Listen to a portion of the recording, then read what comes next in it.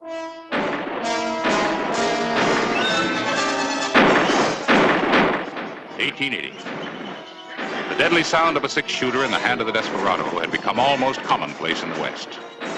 Men were shot down, robberies committed, and bands of marauders and renegades roamed the small frontier towns, looting, burning, and plundering. And when the bandits were captured, they were often turned loose because witnesses feared to come forward.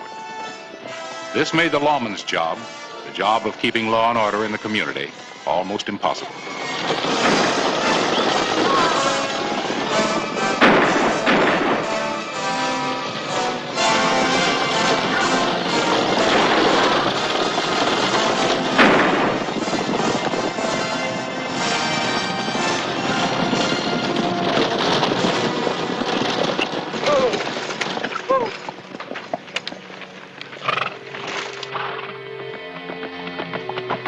Tombstone, Arizona Territory, October 20, 1880, early morning.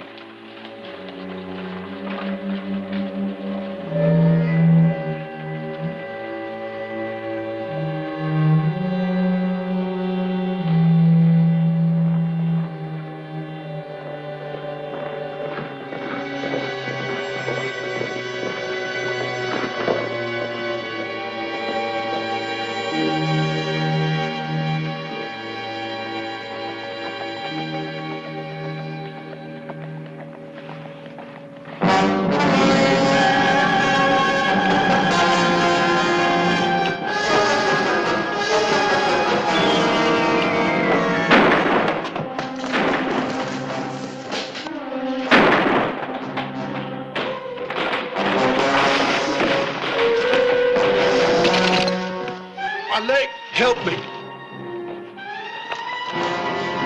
Help me. I can't make it. My leg.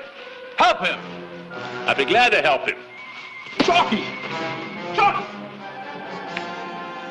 You murdered my brother. You dirty, filthy...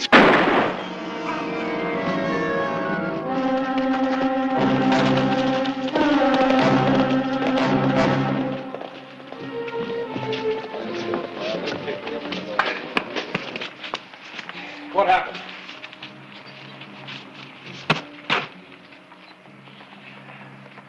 Well?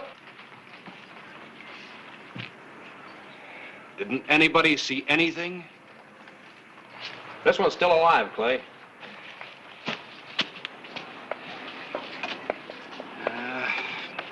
Barney Dager. And brother Chalky. This is really going to be rough on their sister.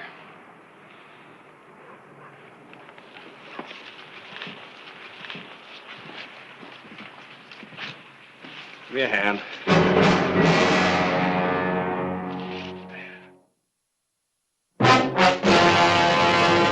An actual account from the pages of my newspaper, the Tombstone Epitaph. This is the way it happened, in the town too tough to die. Tombstone Territory.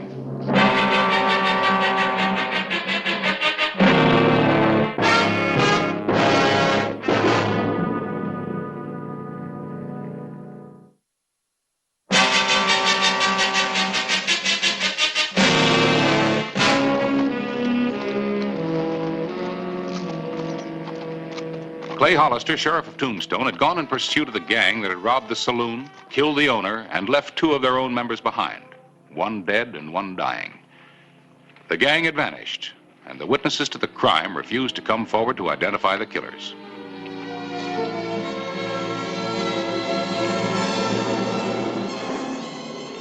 Later the same day, mid-morning, October 20.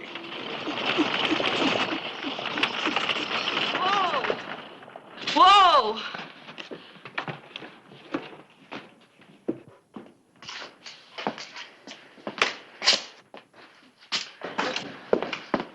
I'm Sherry Dager. My brothers, where are they? Chalky's dead. Barney's in the cell in the back.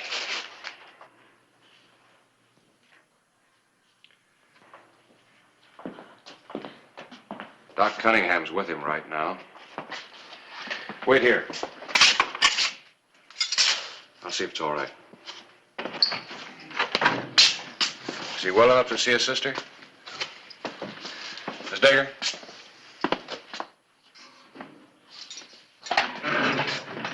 Barney.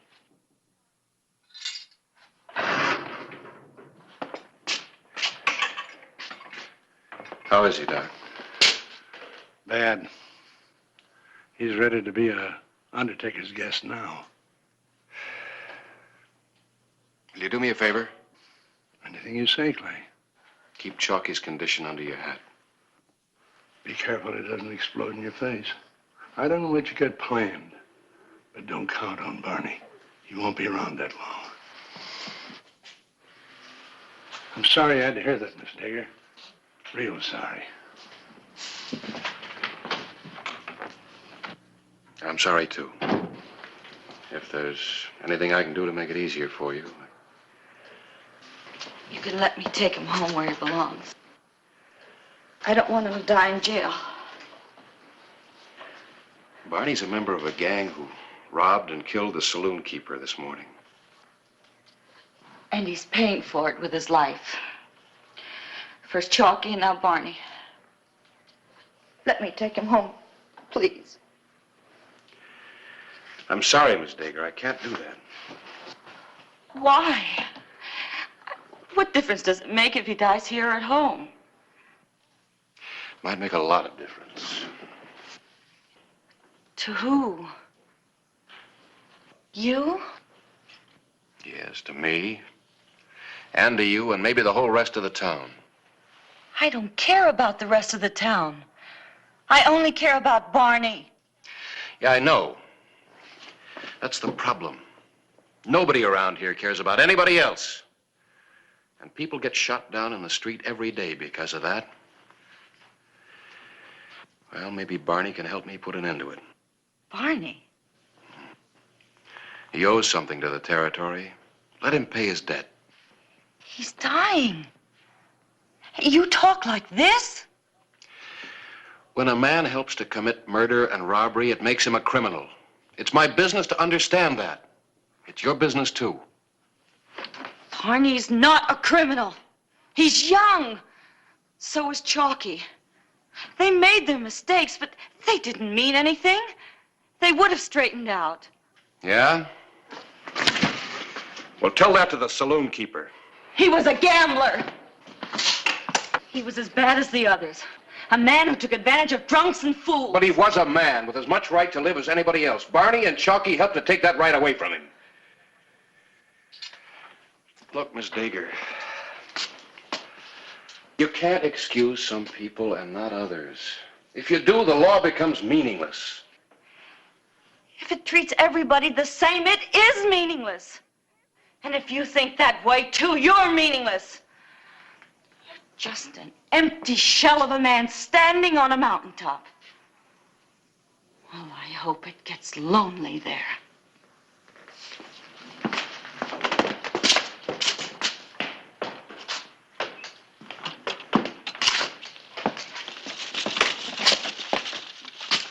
You ever stand all alone on a mountaintop, Quint? Sometimes that's the only place where a man can think. Yeah, I've been there.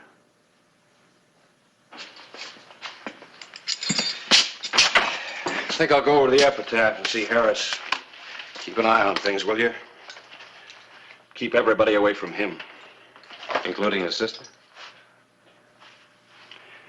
She isn't everybody.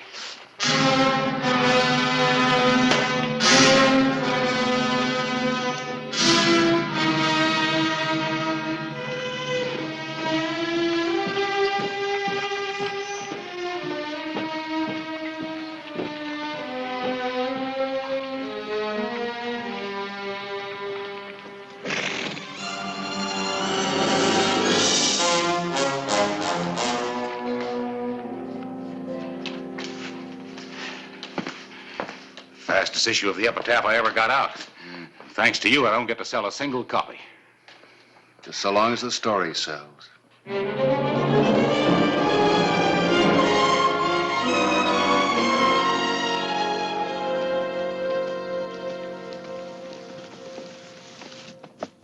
And I think our buyer just got here.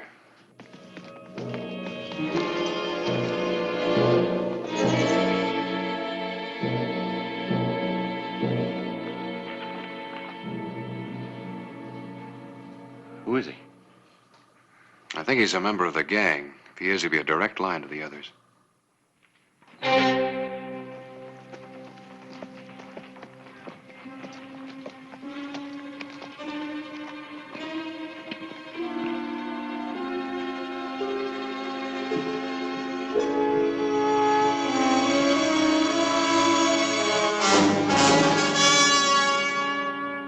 You planning on following him? I mean, going after them? Oh, Harris, I haven't got any proof. Besides, after that article, I think they'll be looking for me and Barney. And I'd rather have them here than me there. Yeah. Judging from the looks of him, I don't blame you.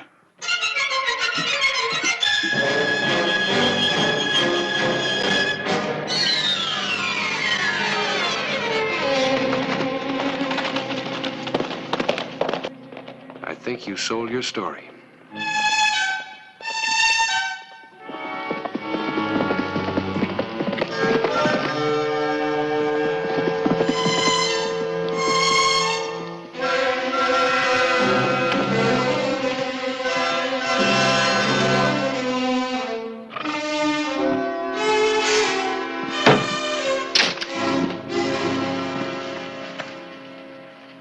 You and your fancy knife throwing. Maybe you need a little more practice. I hip what I am, Paul. Yeah? Barney's recovering. He's going to identify us. It's all over the front page of the paper. Never leave a wounded man behind to testify, he says. Too bad you didn't use the knife on Barney, too. Go ahead. No. When the odds change, I stop playing. Now, let's talk about Barney Dagan and his sister Sherry. Killing a woman is where I draw the line. Killing? Who said anything about killing? There's some people who are far more useful alive. Miss Dagan is one of them. And this editor fellow might very well be another. I'm quite sure he's a pillar of Tombstone society. You touch the editor and you're a dead man. Hollister will come after you. Exactly, but he'll have Barney with him. Now, if the editor means so much to Hollister and to the town, I'm quite sure they'd be very glad to exchange Barney for him. Yeah, well, how are we going to get the editor to come here? We'll persuade him one way or the other. And then we have to pay a little visit to Miss Dagan. She has to persuade Hollister to exchange Barney for the editor. Or we kill the editor. Of course, unfortunately for him, he'll be dead as soon as it's all over. But then, so will Barney. Then there'll be nobody left who will dare offer to testify against Dirk Padella again. Yeah.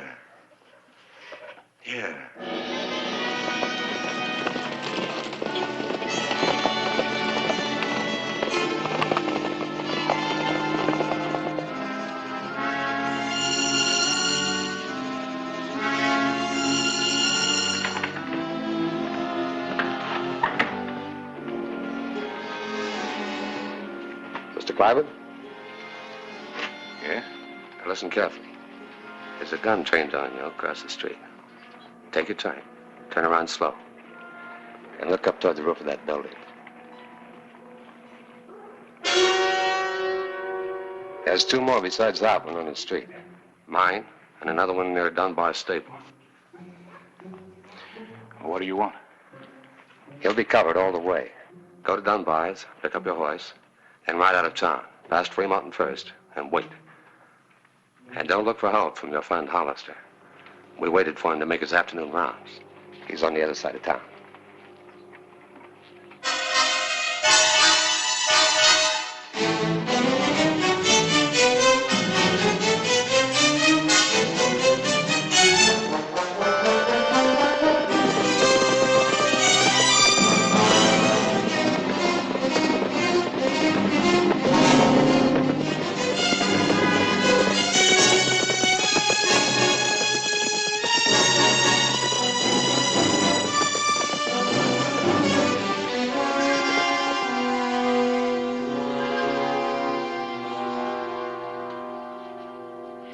And you came to my ranch to tell me that? I thought it was easier than having you visit me where you might be followed. And if I don't persuade Clay Hollister to make the exchange? Then Barney will probably die. Oh, no, I won't kill him. I like Barney. He's a good man. But if he stays in jail, state's witness or not, he'll undoubtedly swing for the murder of the saloon keeper. I don't believe you. That's your privilege. There's one other thing. If the exchange isn't effective within 24 hours, your esteemed editor is going to be dead.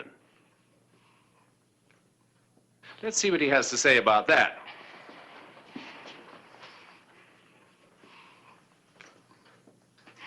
Don't do it. He's lying. They'll kill me anyway. Now, I presume that you'll talk to Hollister?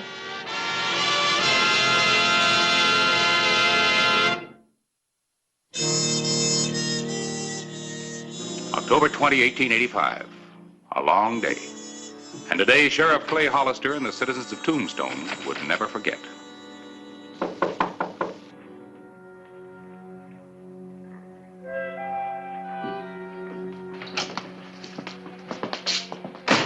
He isn't anywhere in town, Clay. I've looked everywhere. If he were going somewhere, he would have told somebody. Left somebody in charge of the office. He usually does. Where are you going? Over to Dunbar's. If he was going to leave town, he had to go by horse or buggy. Maybe they know something about it.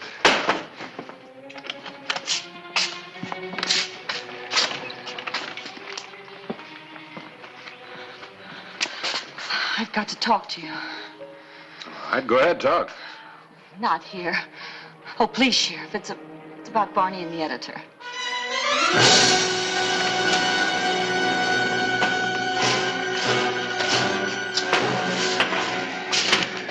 All right. You said you wanted to talk about Barney and the editor? They're holding the editor hostage. Who? Who's holding him? The men in the gang that Barney and Chalky belong to. Where are they now? I don't know. They came to my ranch. They had Mr. Clybourne with them. They said that if you didn't exchange him with Barney, they'd kill the editor. What, is that all they said? No. They said that if Barney stayed in jail, he'd hang for the murder of the saloon keeper. Is that why you've come here? I saw what they did to the editor. They beat him, but he's still alive, and I think he will be until they're through with him. I remembered what you said this morning about nobody caring about anyone else. And I suddenly realized you were right. I was wrong. Barney and Chalky were wrong. And now an innocent man is suffering because of it. And that's why you came here. Yes. All right. You tell him I'll make the exchange, but on my terms. I'll have Barney at Chalky's funeral at Boot Hill Cemetery tomorrow. Tell him to have the editor there. That's where I'll make the exchange. Now I think you better see Barney.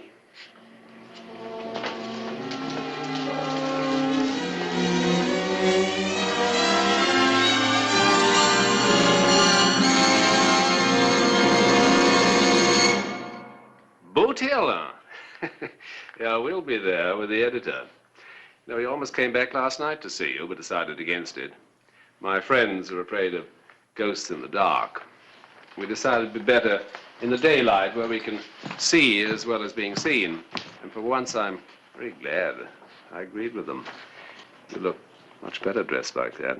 Softer and sleepy. I like it. Thank you. I shall be seeing you again. I'll be looking forward to it. This morning, Boot Hill. That's right. I'll be there. We'll all be there at poor Chalky's funeral. Good day, ma'am.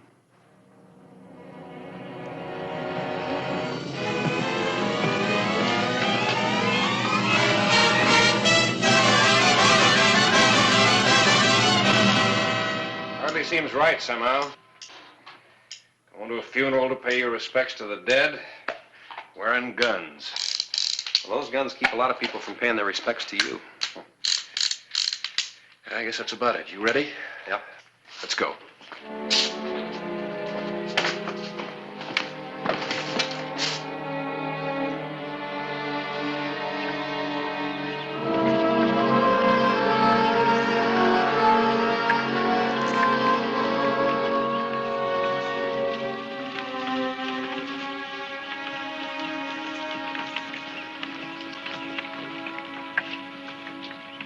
It's a trick.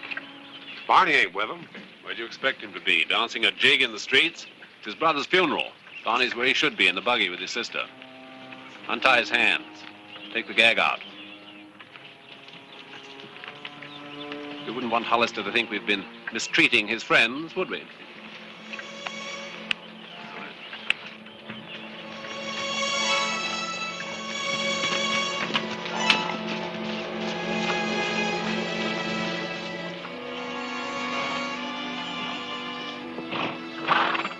Wait here.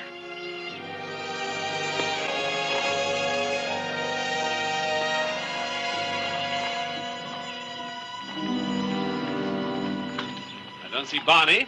He's here, just like I promised you. In the buggy? No, in the hearse. Barney's dead. Harris!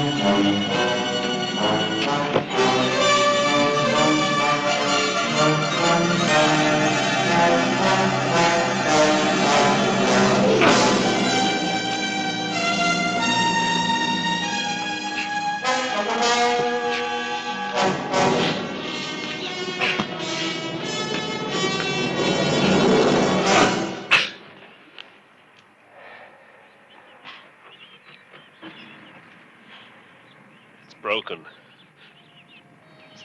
Too bad. Clear. Havana tobacco.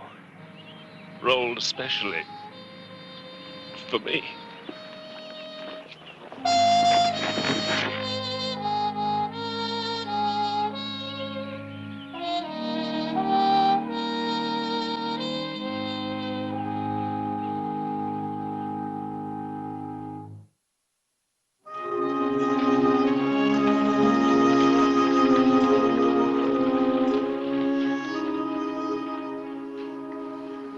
You could have lied to me yesterday about Barney. I'm glad you didn't. I'm glad you told me then that Barney was dead. It helped make today a lot easier. Thank you. No, thank you. In a town just full of people depending on other people, you were the only one who offered to help. That might make it easier from now on.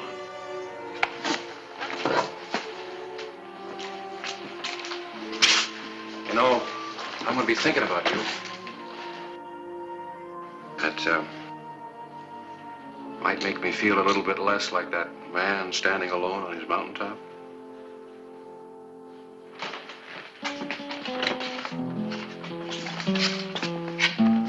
Well, you sure got your faith in human nature restored fast. Stick around.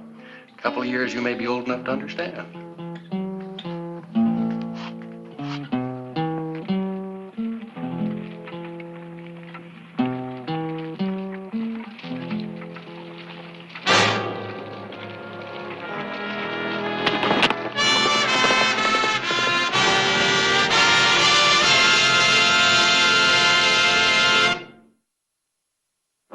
me up a memory. Whistle me back where I wanna be. Whistle a tune that'll carry me to Tombstone territory.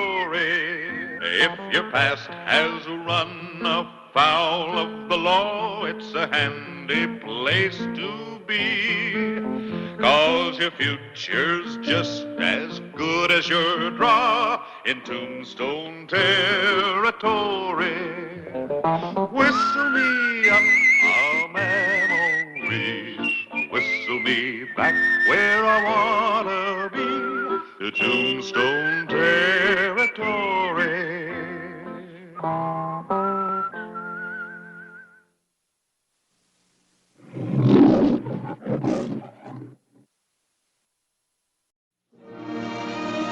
Tombstone, Arizona Territory, March 6, 1886. Wait. Oh, Harris. I was going to ask you to ride out with me, but, I see you're busy. Just doing the rounds. Right out where?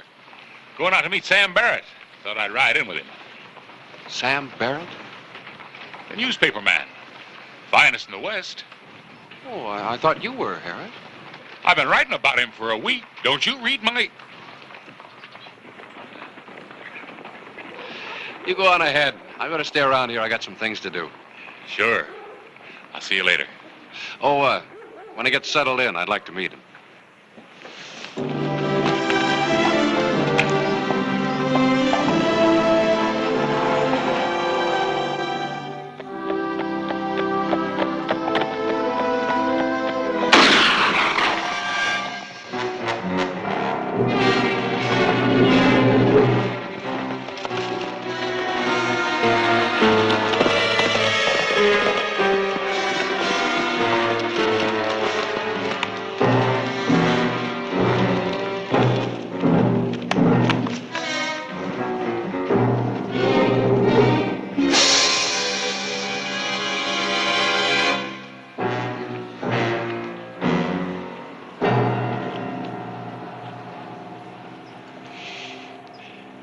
Welcome to Tombstone, Sam.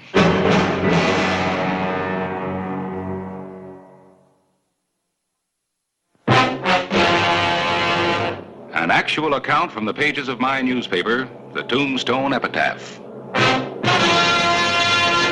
This is the way it happened, in the town too tough to die. Tombstone Territory.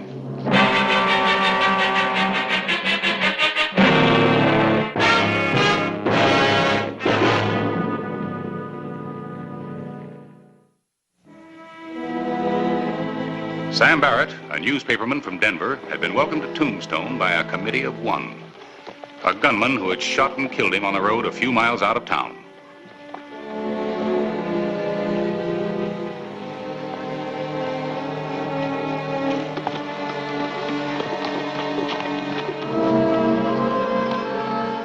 Pete!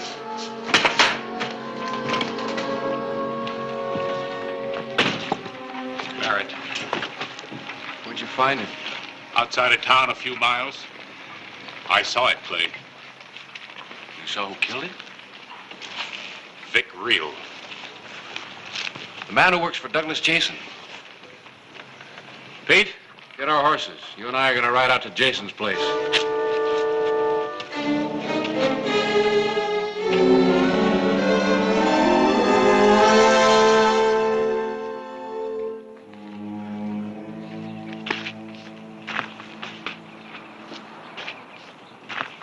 Where have you been? Don't talk to me like a 2-year-old, Jason. Talk? I'll kill you if you do it again. Where have you been? I've been out, riding around. Where have you been riding? Denver. I rode to Denver and I told the marshal that the Taylor gang's in Tombstone. I told him all that money from those train robberies is buried right here on the ranch. I told him because I want to hang. Get back to the barn and go to work. Wait a minute. What's Jess doing coming back here? How do I know? man ambushed riding into town. That newspaper editor saw the whole thing. He was there. Nobody was there. He's lying.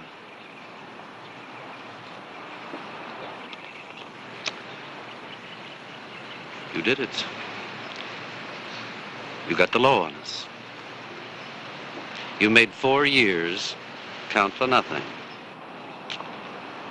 Get down off that horse, Jess. Get down! Get down, Jess. Come on, get inside. Move.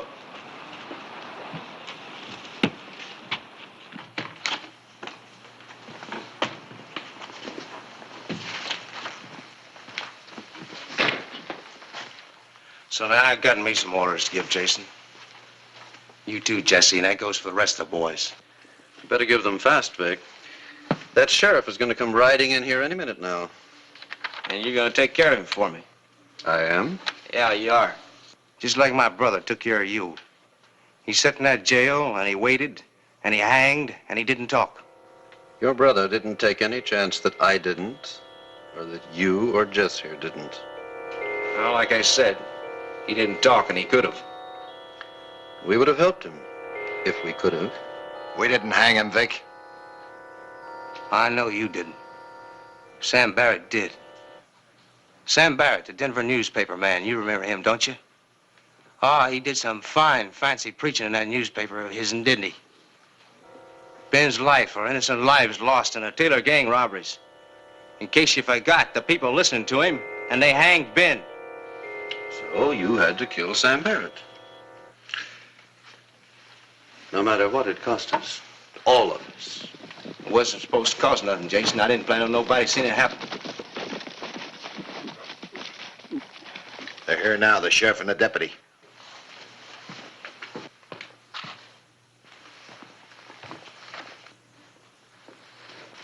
Now, you listen to me close, Jason. You too, Jesse. You get that newspaper man, you hear? Ain't gonna be no proof without no witness. Now, I'm gonna go with the sheriff for 2 days. 2 days. And then I start talking. I tell all I know about the Taylor gang. None of us could afford that. Put the gun away.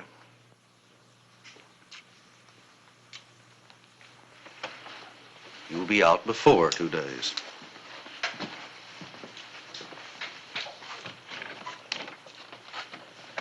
Mr. Jason, Sheriff Hollister. I want to talk to your man here. To Vic? To Vic. You're under arrest. The charge is murder. Sam Barrett. Well, you must be joking, Sheriff. Barrett was ambushed on his way into town. There was a witness. He saw you. Now, wait a minute. Who's Sam Barrett? Just a man.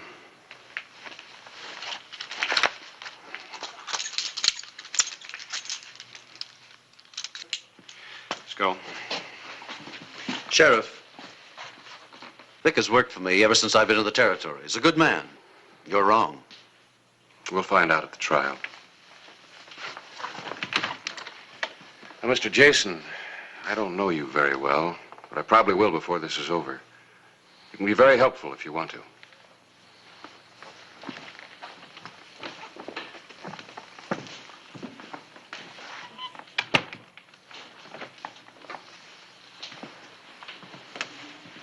I don't like it, Jason. Oh, we'll get him out, Jess. We'll get him out, as he'll wish he were back in. Vic Real is a dead man, any way you look at it.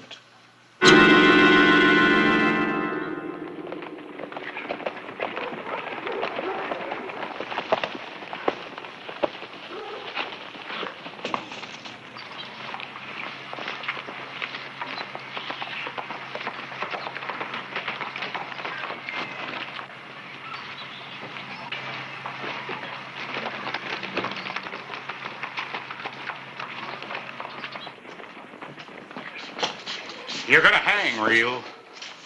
For what? I don't know why you did it, but you'll hang. You're out of your mind, newsman. You trying to sell a few papers, you better look for something else. Hey, you dirty! Tell him to get his hands off me, Hollister. Tell him! Pete.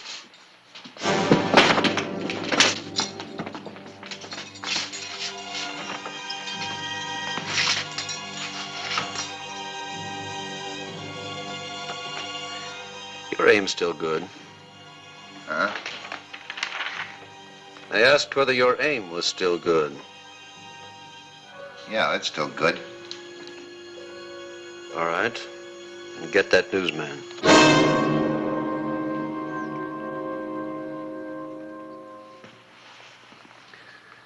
We have to do as our friend Vic says. But why me? Why not Red or... Because I said you. So it started all over again, huh? I don't like it. 4 years now and no trouble. And now it's starting all over again. This is the last. So your aim is still good, huh? When, Jason? Tonight. I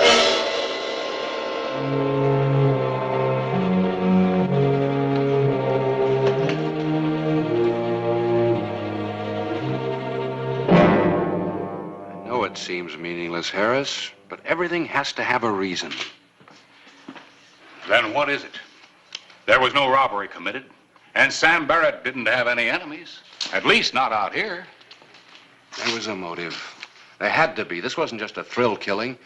If Reel had wanted that, he would have found something in Tombstone. He didn't need Barrett for that. Then why Sam? I don't know. But I'm going to find out. Anything I can do to help, Clay? No, you just get your paper out. Something will show up. For all these telegrams we've sent out, something's got to happen. And we could use a little luck. Yeah, that's generally what we get. A very little.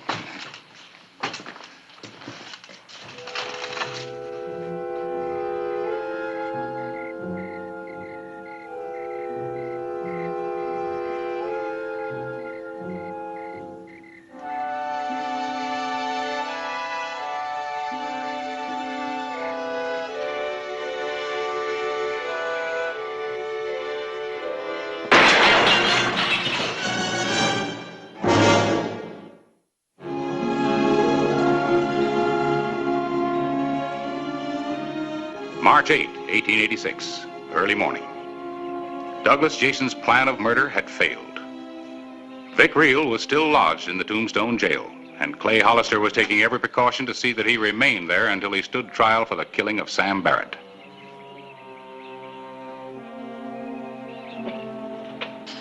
Jason has 3 or 4 other men beside Reel. You know anything about them? Yeah, but no more than you do, only by sight. Well, that does it. All the flyers over 4 years old. Nothing there. Why all the sudden interest in Doug Jason and his men? Reel has no other associations in Tombstone except them. Now, he kills a man. And somebody takes a pot shot at the only witness who can identify him as a murderer. He's important to somebody. When I find out more about his past, I'll know who. You think Jason could be involved? Well, anything is possible. What do we know about him? Not very much. Came to Tombstone 4 years ago, before either one of us did. And nobody from town has ever been out to his ranch. All the men he hired are supposedly from different parts of the country, and they never come into town, so we don't know anything about them. Yeah. Well, I've wired every news source I have. Yeah, and all my official ones. You know, Harris, this is something more than just a senseless murder. How's the shoulder? Gonna live, Pete. Thanks. No replies at the telegraph office yet. Old Jake's been doing more sending than he did when the governor was here. He wants to know when you sleep. Don't remind me. You know, Axe's food hasn't gotten a bit better. Boy, you sure are hard to please. You should feel yourself lucky that you're here to eat it at all.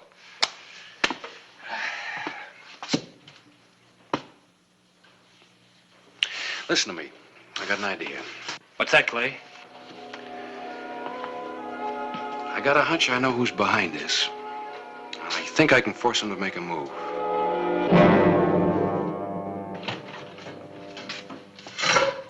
One last time, Reel.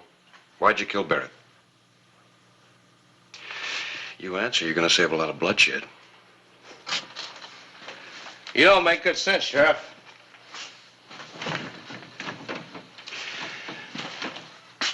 Look, boy, it's all over for you. You're going to stand trial tomorrow, and you'll take what punishment the judge and jury decide is right for you.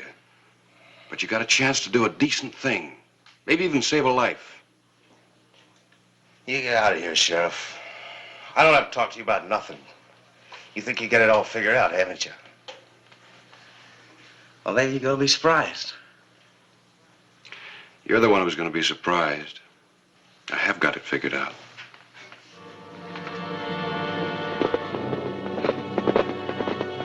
Vic Reel had refused to talk, and Clay Hollister, in an effort to uncover the motive behind the killing of Sam Barrett, decided on a plan of action.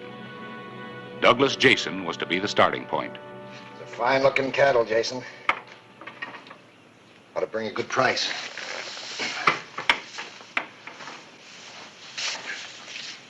Must be money in ranching. I decided I'm going to get myself one. Why not? You figuring on grabbing your share and leaving? Yep. Well, it's time for it. Where are you heading? Mexico.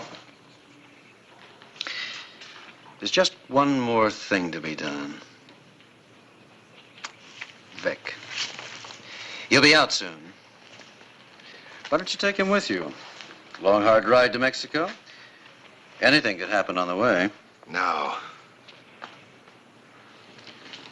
What do you mean, no? I took care of that newspaper man. That's it. That was the last. I got money now. I'm like you. I'm going to live right. After you take care of Vic. Nobody else leaves the ranch, not yet. Nothing unusual is going to happen. Everything stays just the same. What do I get out of it? What we all get. No more trouble. A ranch in Mexico. All right. But I swear this is the last.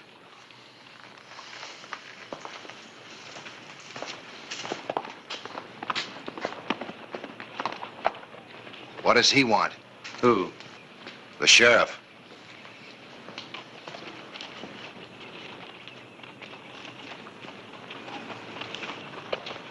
Back to work.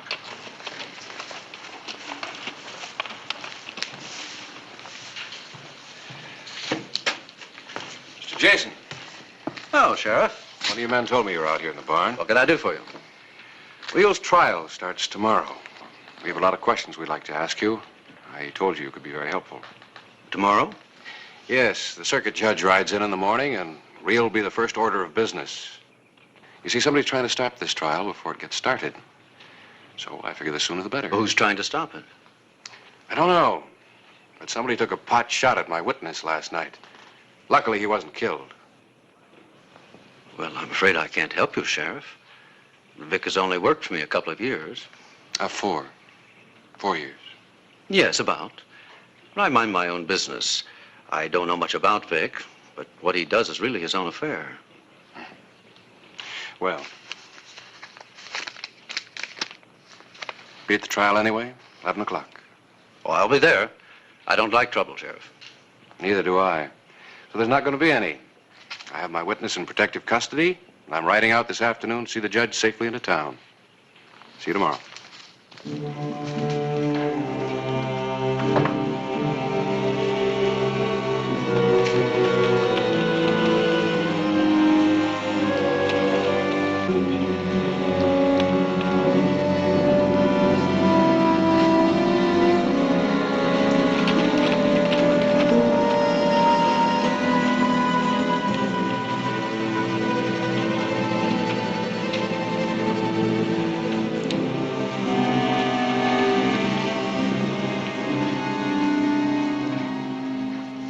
I asked Red to round you up fast for a reason. The Taylor gang has one last job to do. Wait a minute, Jason. You never told us that. Shut up and listen, Red. The man who saw Reel kill Sam Barrett is still alive. He was only wounded. Sheriff has him in jail in protective custody. Then let Jess go back and do it right. Why should we stick our necks out? Shut up and listen. Reel goes on trial tomorrow. Sheriff is riding out to meet the judge this afternoon. He won't be back till tomorrow morning. You all know what'll happen if that trial ever gets started. Because once they start asking questions, they'll never stop. Then let's clear out now. Let's split the money and go. No. They'd know then for sure. They got us all identified. There'd be no more hiding out. We gotta do it, Red. Do what? You'll keep your mouth shut and listen, I'll tell you. We get the witness and Vic and anybody else in that jail that can identify us. They'll know we did it. How? They'll have nothing to go on, Red. This is going to be very good, like a citizens committee, all worked up by this newsman's editorials. The citizens will simply be taking justice into their own hands. The editor will get killed accidentally. I don't want a lot of stuff in the newspapers every day about why did this happen and who's behind it. Who takes care of Vic? We all do. How? We hang him. Right in his own cell. Just as a good citizens committee would do.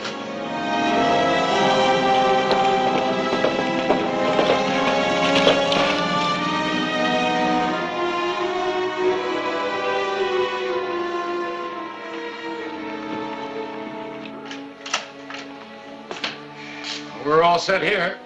How about it? You still think it'll work? Oh, I sure hope so. Pete? Yeah? Come on in here a minute, will you? Harris, I'll bet my last dollar that Barrett's killing is going to uncover something real big. Yeah, Clay. I want to go over this just one more time. Now remember, the main thing is for you not to make a move until I do.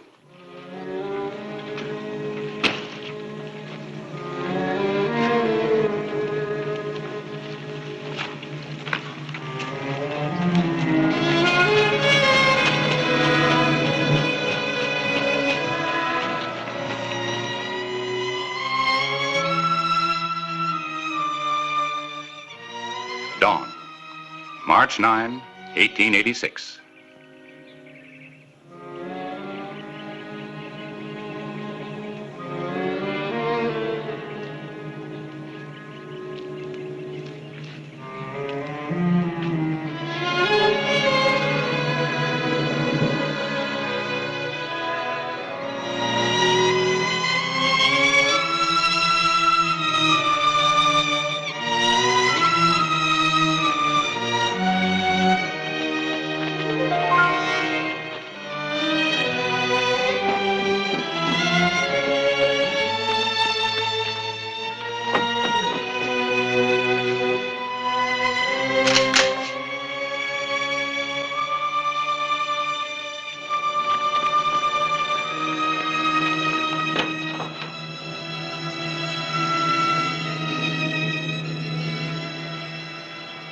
Jason, tell your men to drop their guns. You're surrounded. I've got you in a crossfire.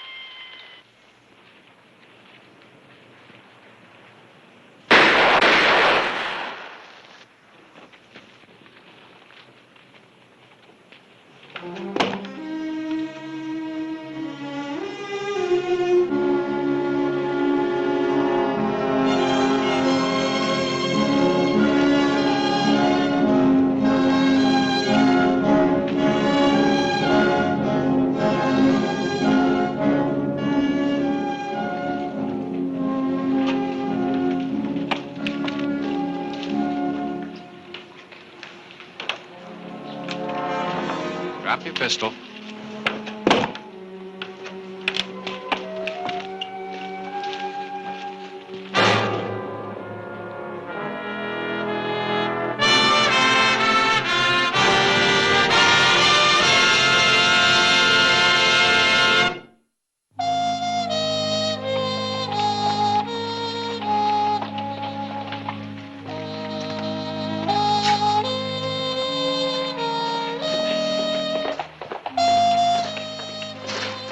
captures Taylor gang.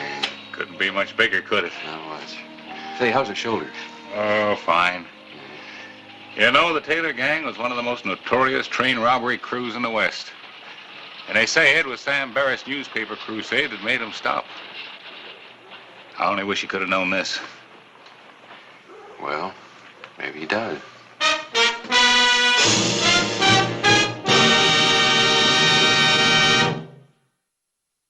Whistle me up a memory, whistle me back where I wanna be. Whistle a tune that'll carry me to Tombstone territory. If your past has run afoul of the law, it's a handy place to be. 'Cause your future's just as good as your draw in Tombstone territory. Whistle me up a memory, whistle me back where I wanna be, to Tombstone territory.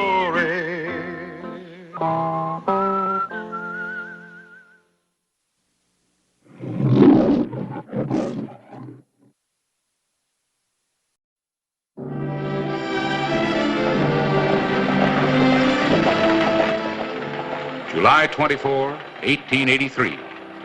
Tombstone, Arizona Territory. Harris? Quint? Clay, I'm glad you're back. There's something you ought to know. Fine, in a minute. First, I want you to meet somebody.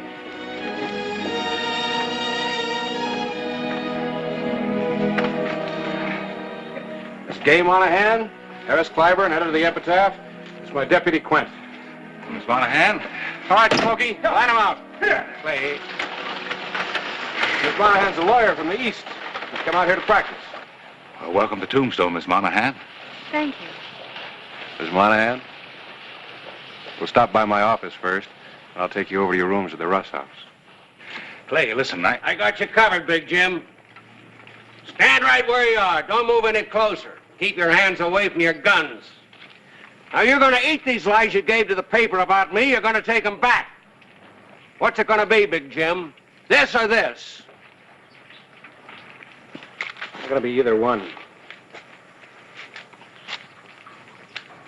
Are you on his side, too? I'm not on anybody's side. That includes your side, too, mister. Now, you stay out of this, Clay. I'm warning you. I want to see you down at the office. Harris? Come on, here.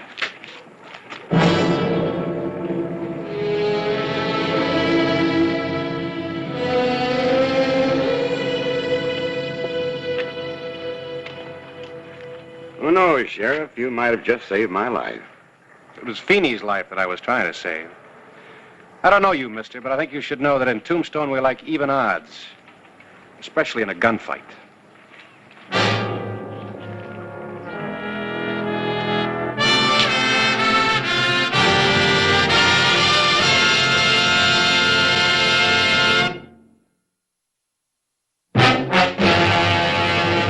An actual account from the pages of my newspaper, the Tombstone Epitaph. This is the way it happened, in the town too tough to die. Tombstone Territory.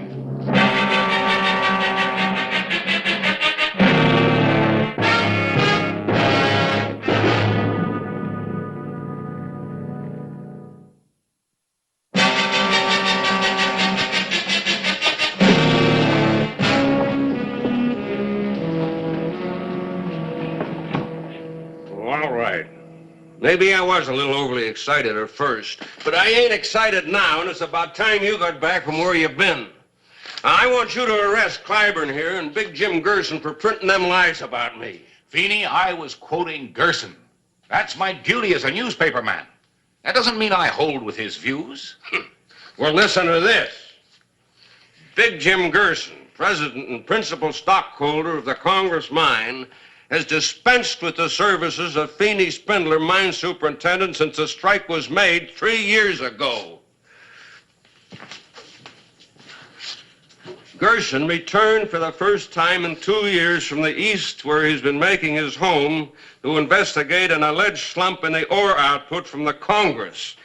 No charges will be brought to bear. What, that's the same thing as calling me a thief. Possibly slander and libel. What was that? Nothing. Just thinking out loud. Besides, there ain't been no slump in the output from the Congress. I ought to know. I've been there myself all the time. You know, Feeney, what you need's a lawyer, not a sheriff. Miss Monahan here just happens to be one. One what? A lawyer. You mean she's a female lawyer?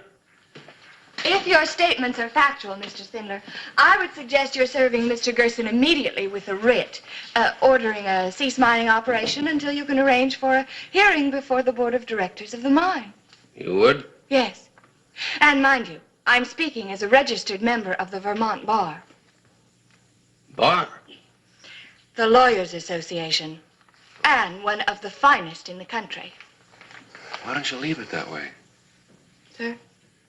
I guess most men like girls with curls.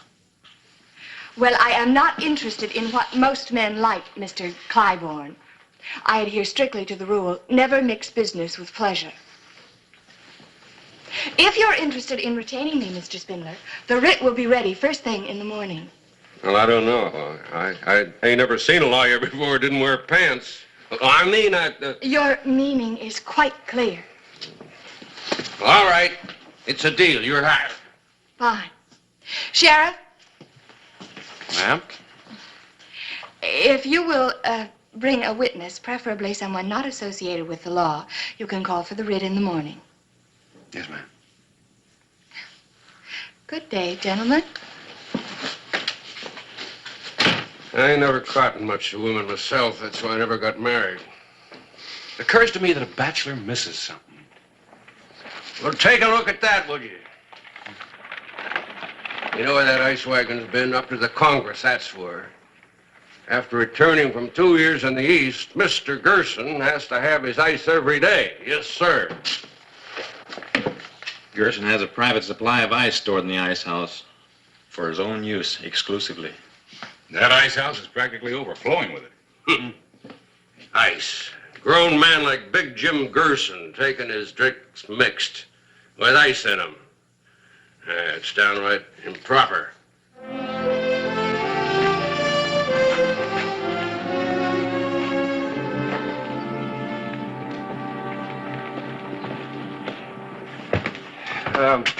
Harris, there's no need for both of us to go in. I'll just go see if she's out. Well, Miss Monahan is up. I'll just wait here and watch and listen. Uh-huh. Morning. Why, I must look a sight.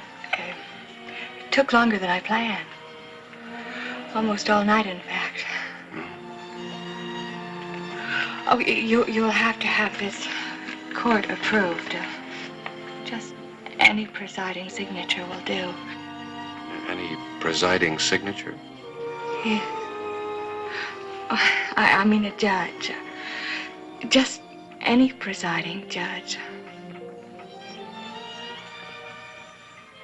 Sheriff?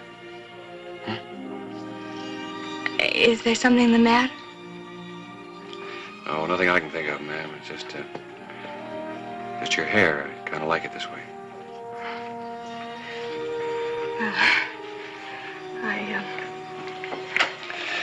Morning, ma'am. Sheriff, well, I often wear my hair this way. Well, I wouldn't want you to think that I had rearranged my hairdo just for you. Yes, ma'am. Clay, wait for me. I'm going along. Don't tell me there's a law again, because I know there ain't. I just want to see Gerson's face when you serve that writ on him. All right, let's just get this approved.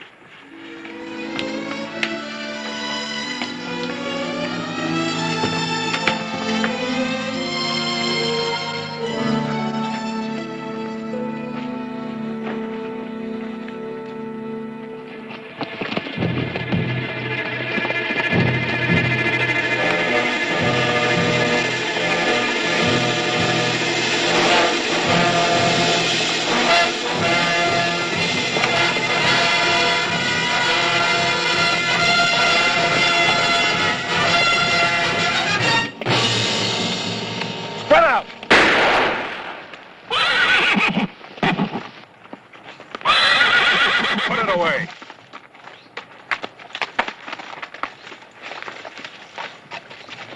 Clay Hollister, you make me sick. Why don't you let me shoot? Well, mostly because you're a bad shot.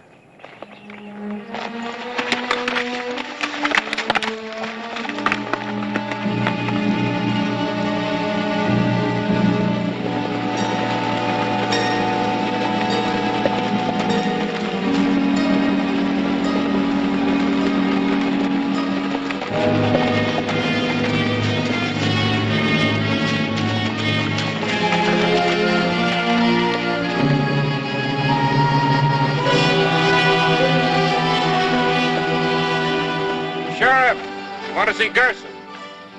Come ahead!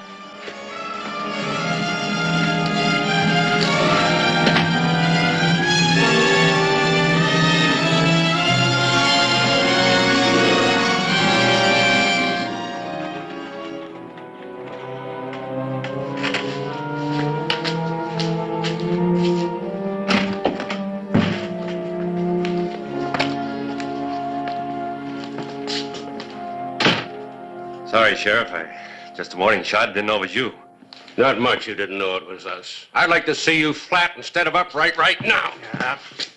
There's going to be no trouble. I told you that before. And the first person who starts it will answer to me. Bravo, Sheriff. Spoken like a man of conviction. Oh, you are a man of conviction, aren't you, Sheriff? I'm convinced about some things. Others I'll let ride until they're proven. I'm hoping that this will help prove something.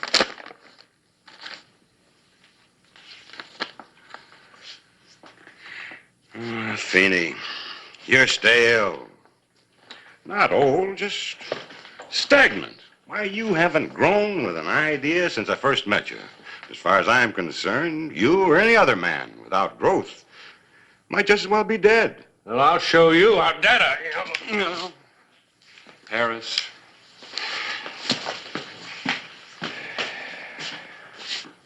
Mr. Gerson, ideas don't always help a man grow. Boot Hill is just full of small men with big ideas. Here comes the ice wagon, Mr. Gerson.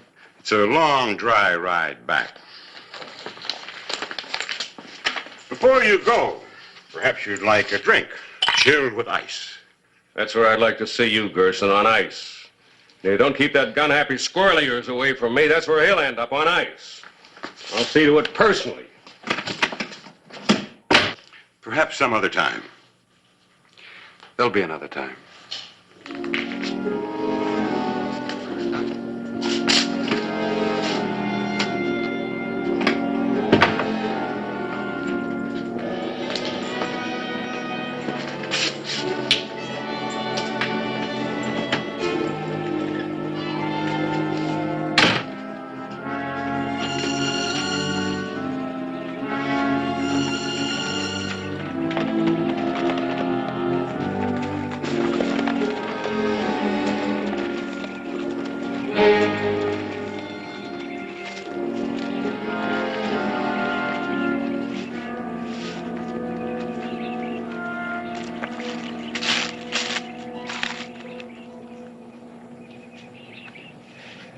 Looks like maybe Newton was wrong.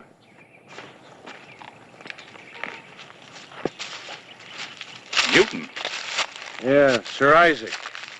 According to his theory, a wagon with ice should make a deeper track than a wagon without ice.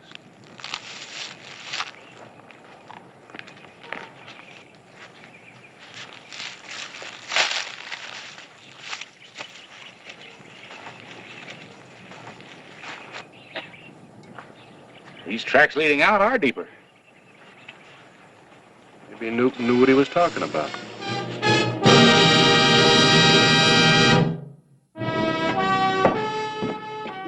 July 25, 1883.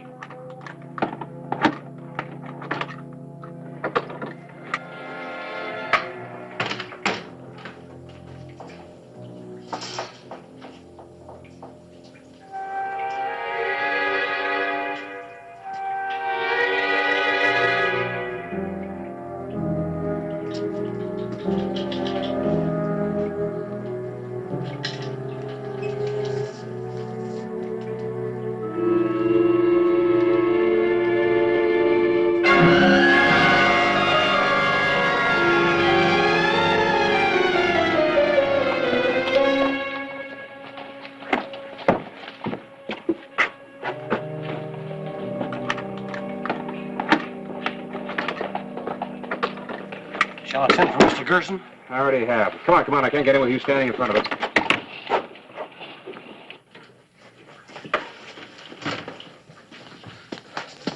Down here, Sheriff.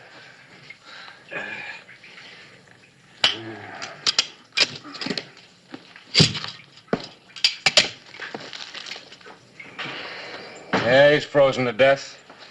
Must have been there all night. I was in town. I heard you were looking for me. Yes, I'd like you to make an identification.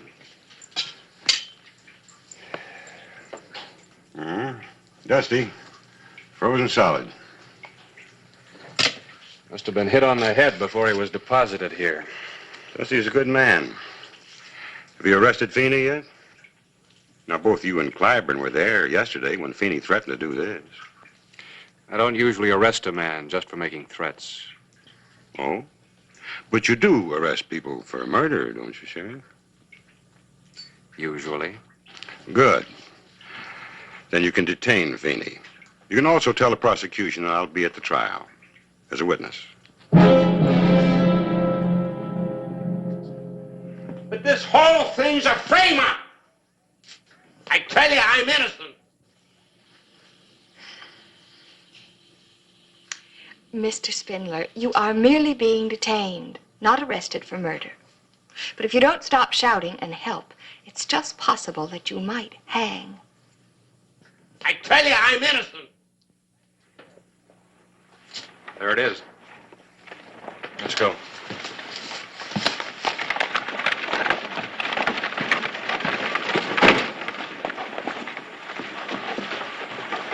Bird! Come on down. Give me the line. You know, you don't look so well, boy. Why? I feel all right. Oh, well, a lot of people feel all right, and then just like that, they're gone. But you needs a little rest. We're going to see that you get it.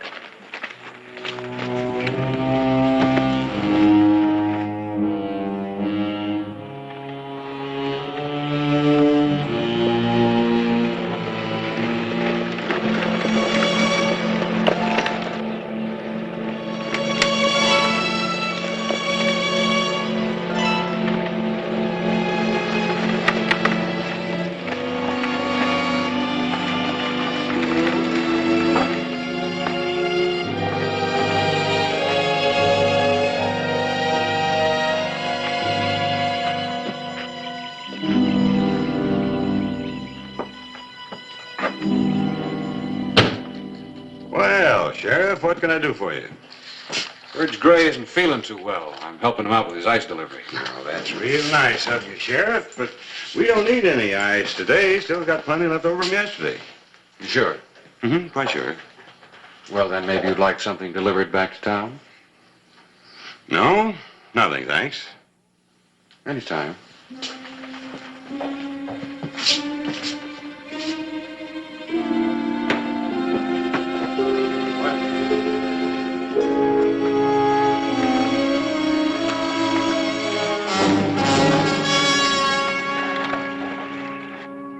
What do you think? Well, of course, the tracks are lighter since we dumped the ice, Clay. Yeah. Seems like this is the first time Gearson hasn't had something delivered back to town. Something heavier than ice. All right, Birds, let's go.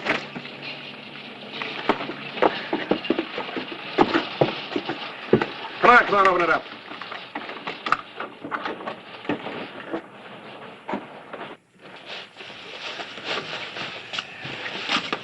Glenn, take that side. I'll go down here.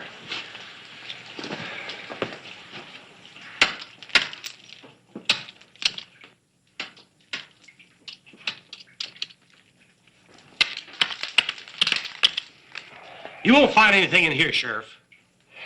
For your sake, I hope you're right.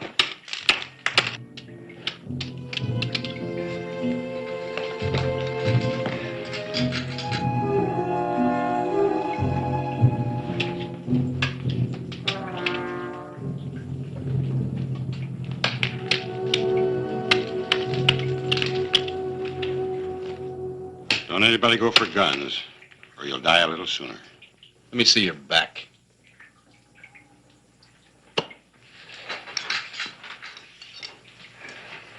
That's close enough, Sheriff. Drop your gun, Bill.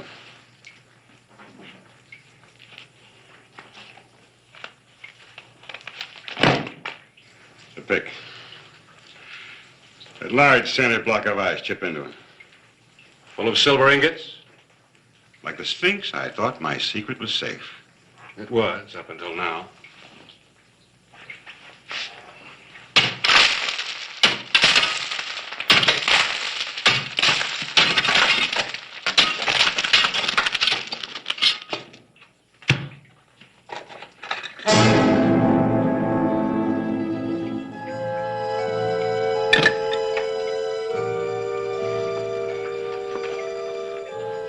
There's more over here, Clay.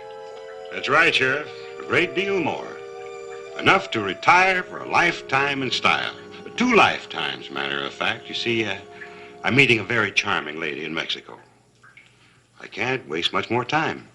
Kelly, get that stuff loaded. But what about afterwards? Oh, afterwards, it's going to be very cold, but you ain't going to feel it, Verge. I won't feel it. Now, with the door shut, it's soundproof in here. Now, you're going to have to die sooner or later, Verge. Take a choice.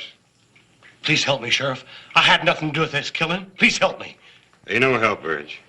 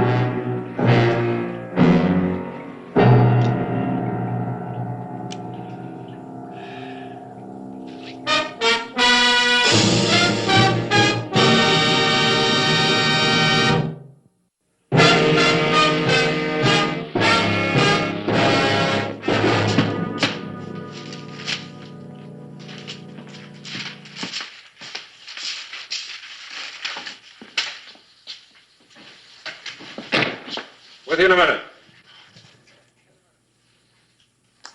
Well? Well. Do you mean to say that you've had that in your trunk all the time? You see, I thought it was important for me to prove myself as a lawyer. But I've discovered it's equally as important to prove myself as a woman.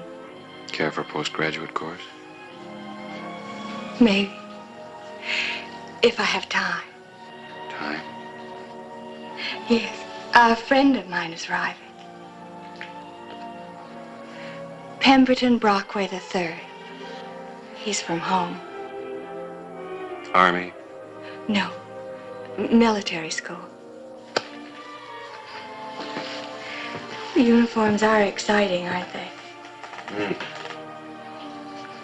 You give up awfully easy. Give up? I was just wondering where I could get a uniform. Some people don't need them.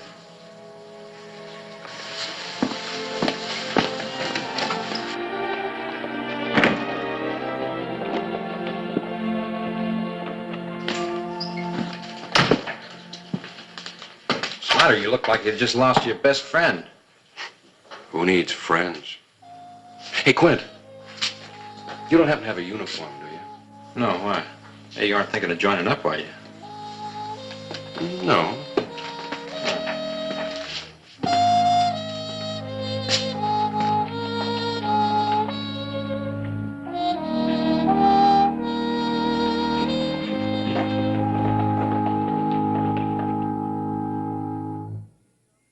Whistle me up a memory, whistle me back where I wanna be, whistle a tune that'll carry me to Tombstone territory. If your past has run afoul of the law, it's a handy place to be, 'cause your future's just as good as your draw in Tombstone territory. Whistle me up a memory, whistle me back where I wanna be, to Tombstone territory.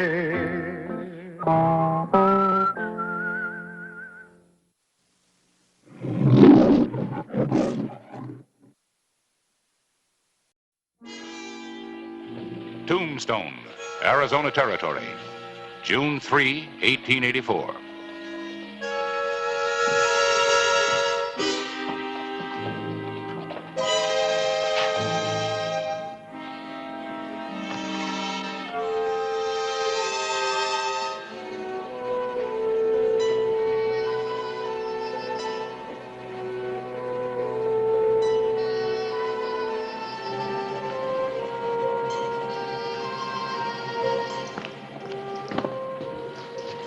How's business been tonight? I'm glad we don't have to depend on this for a living. What do you mean I've held up? I just found myself a silver mine worth millions, and I'm going to celebrate proud. I'll take care of it. Now hand me one of them bottles. Now, that's fancy.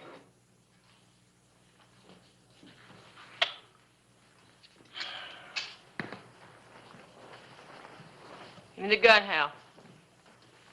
Come on, hand it over.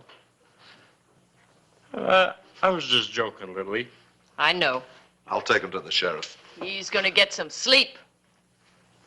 I'm not finished celebrating. You better watch out. The celebrating will finish you. Come on.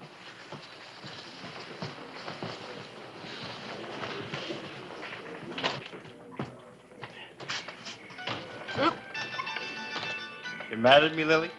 No. Still partners? That was the agreement when I grub staked you. And you're just as rich as I am. Why don't the two of us have just a tiny little... No? No. You better get some sleep. Now, good night.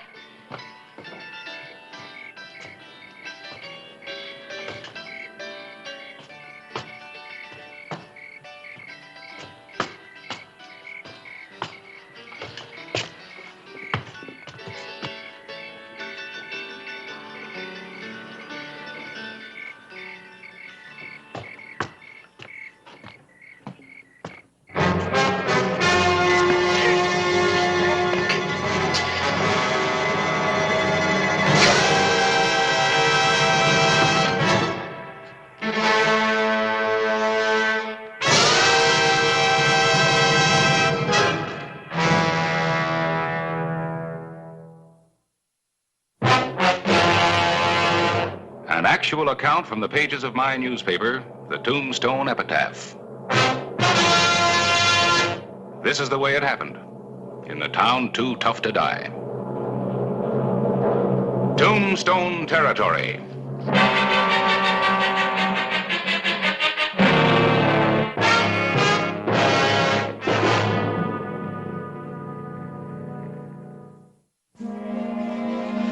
June 4, 1884. The killing of miner Hal Swanson led to an immediate investigation by Clay Hollister, who had long suspected the person and motive behind such killings. In an effort to gain proof, he formulated a daring plan of action. Vic? There's that note for Tulsa Jack. You won't have any trouble finding him. He'll be in Skeleton Canyon working his diggings. After that, you better ride on fast. We expect to be in Tucson by Wednesday.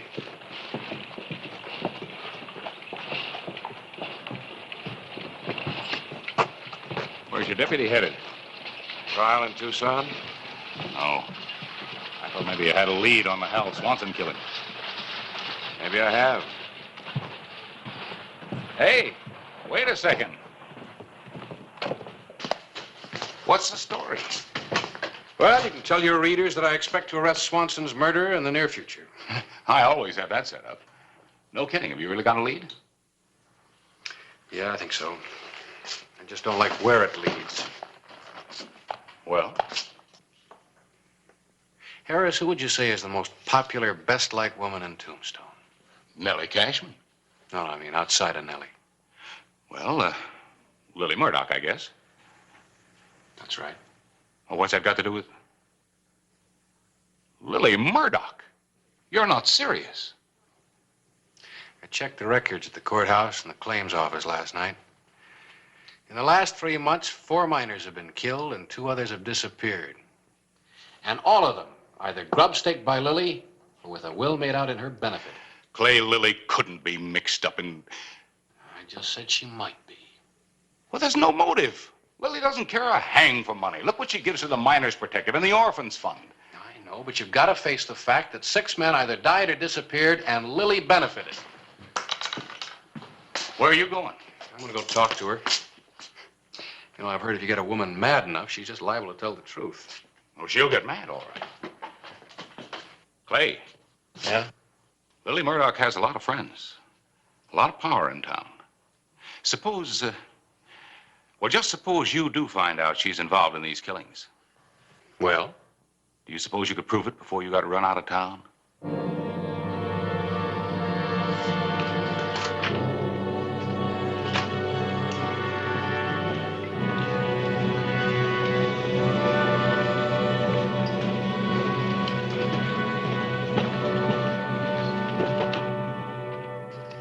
This looks all right, Matt. Anything else? Whitehead's offered $55,000 on Swanson's claim. We're not ready to discuss price on that yet. That's what I told him, but he... Come in. Well, Hollister, good morning. Morning. I hope I'm not interrupting. We just finished. The rest of it can wait, Matt. Yes, Miss Murdoch. Matt?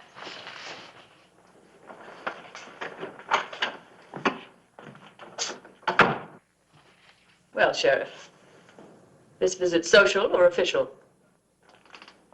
Official, ma'am. We can be official and comfortable at the same time, can't we? Yes, ma'am. Miss Murdoch, there's hardly a miner in Tombstone that you haven't grub-staked at one time or another. And when you do, you enter into a 50-50 partnership with him, don't you? Well, that's customary, isn't it? May I offer you something, Sheriff? Oh, no, thank you. If the miner should die, do you automatically inherit his half of the partnership? Only if he wants it that way. Like Hal Swanson?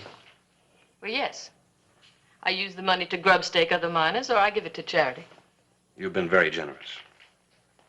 As far as I'm concerned, Sheriff, money has only one real value, and that's for people to use. I see. Miss Murdoch, you're an intelligent woman. Haven't you any idea why I'm asking you all these questions? To be perfectly honest, not the faintest.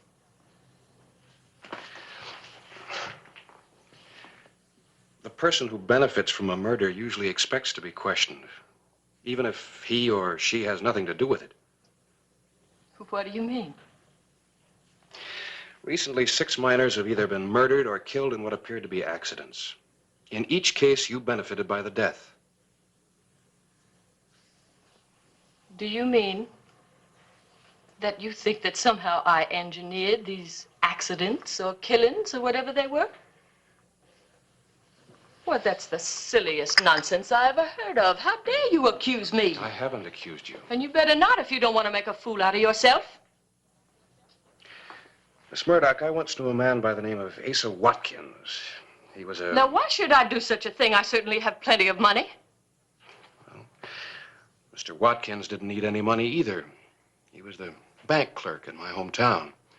Modest, obscure little man who never spent a dime on himself, but he loved to help other people. Gave generously to the church, sent kids through college, paid for operations, supported needy families. Everybody loved him. But after his death, it was discovered that during his lifetime, he'd embezzled more than $60,000 from the bank.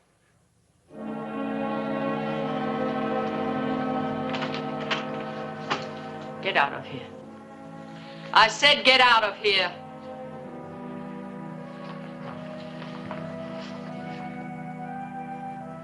You see, Mr. Watkins wanted so much to be loved and admired that he became a thief.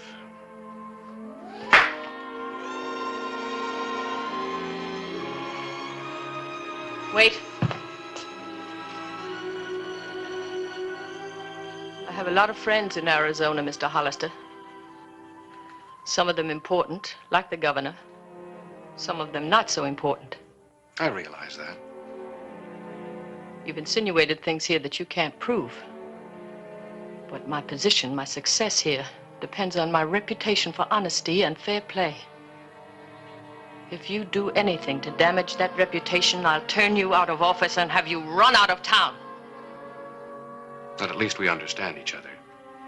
Good day, Miss Lily.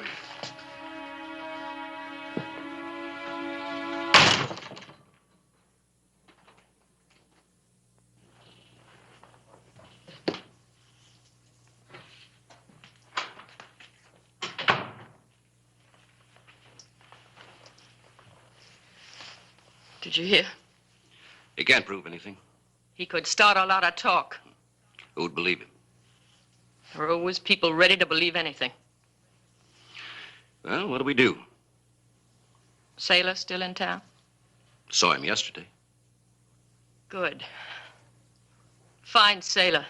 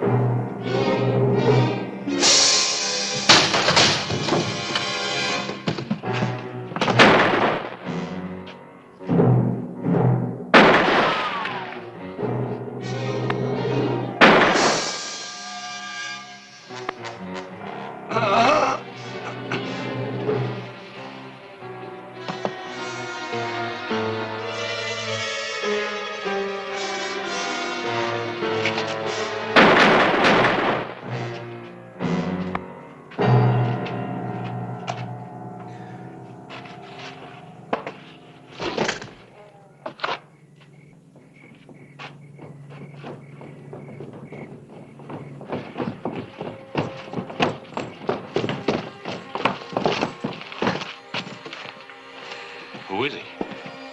Gunslinger, by the name of Sailor.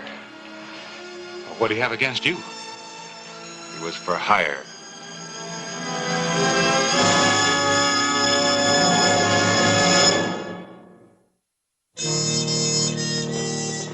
June 5, 1884. Clay Hollister had deliberately set out to arouse Lily Murdoch's wrath, and he had been successful. A few hours later, an attempt was made on his life.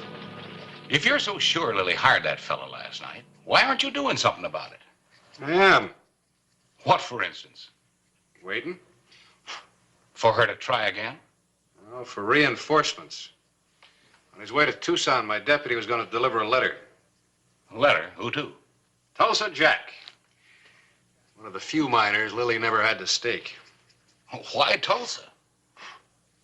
I did a favor for him once. He's gonna do one for me now, I hope.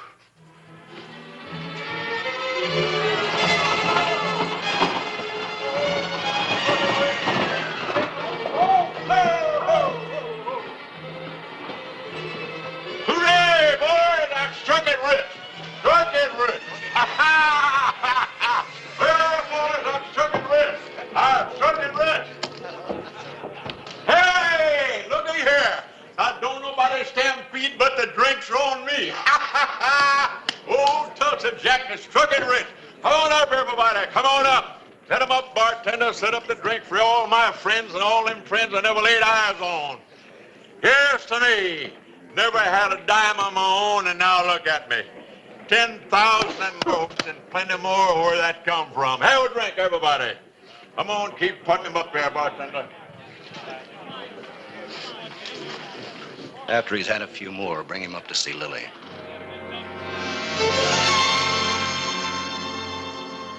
Yeah, just like any other creek I ever saw. Just you could jump over it, you know. It's shallow water and a sandy bottom. And underneath the sand was all this silver.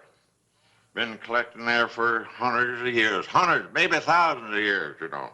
Sort of like in a pocket. And now it's in my pocket. Where is all this, Tulsa? In Skeleton Canyon, the other side of Charleston. Oh? I thought your claim was, Well, no, that's just it, Lily. You see, it wasn't my claim. I don't know who it belonged to, so I had to get the stuff out fast. Loaded what I could in the saddlebags and then hid the rest. What I put in your safe wasn't 1/5 of it. So tomorrow, I'm gonna take out horses, pack horses, and bring out the rest. well, that's wonderful, Tulsa. It couldn't happen to a nicer person. And you're sweet, too.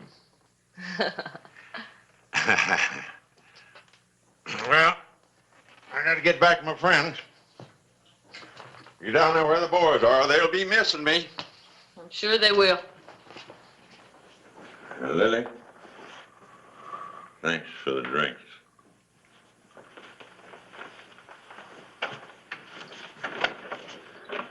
You sure are nice.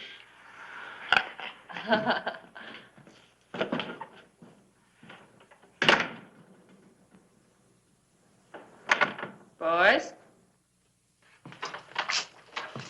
Oh, the setup couldn't be better.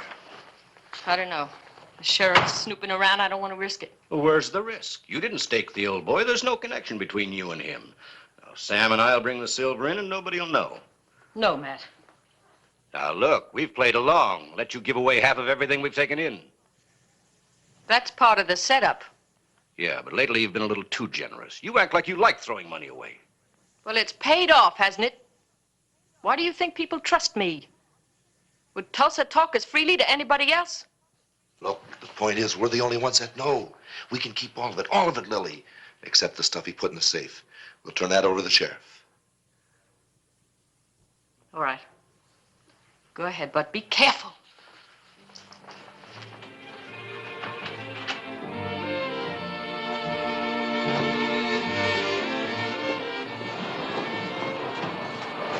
June 6, 1884.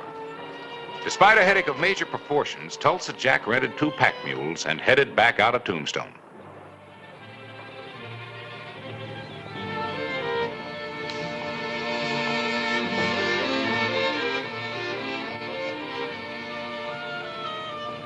Tulsa!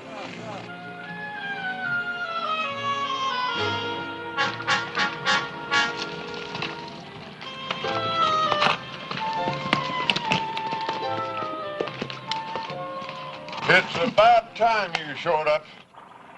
What I have to go through in the name of friendship. You enjoyed every minute of it, and you know it. Last night, yes, but not now. I wish them meadowlarks wouldn't sing so loud. Well, there's some cover in those trees up there. Let's go.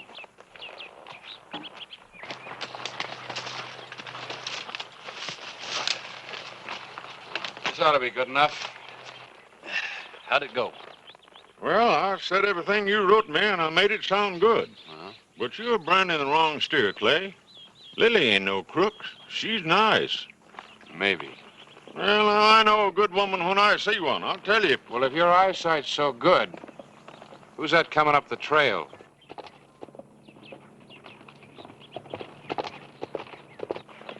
Well, I'll be.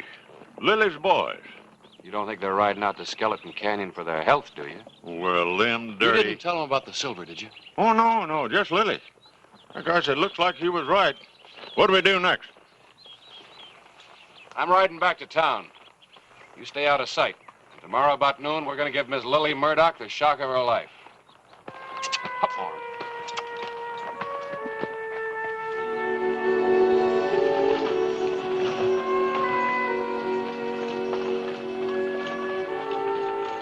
The afternoon of June 7th, 1884.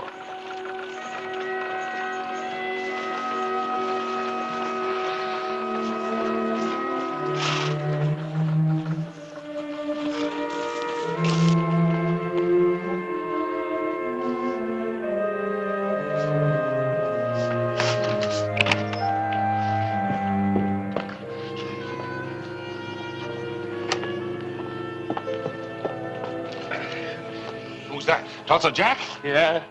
He's been shot. You, get Doug Cunningham.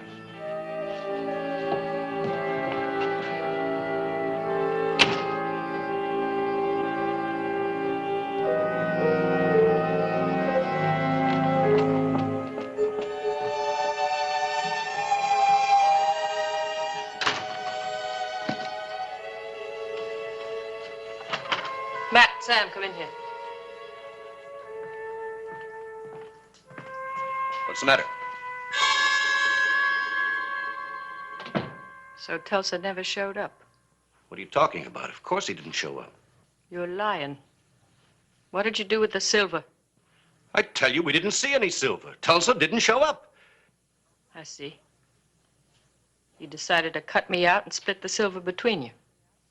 Now, wait a minute. Now, look, Lily, put down that gun and listen to me. We didn't find any silver. Tulsa didn't show up. Really? Then how come his horse just brought him in with a bullet in his back? What? Now, I'd give you just 5 seconds to level with me. Look, Lily. Your time is just about up. Who is it? Hollister. Come in.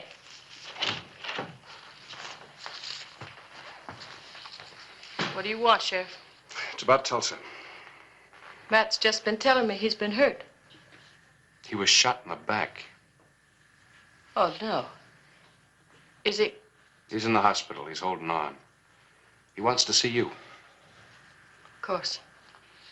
I'll go right away. You better come along, too. What for? You'll find out.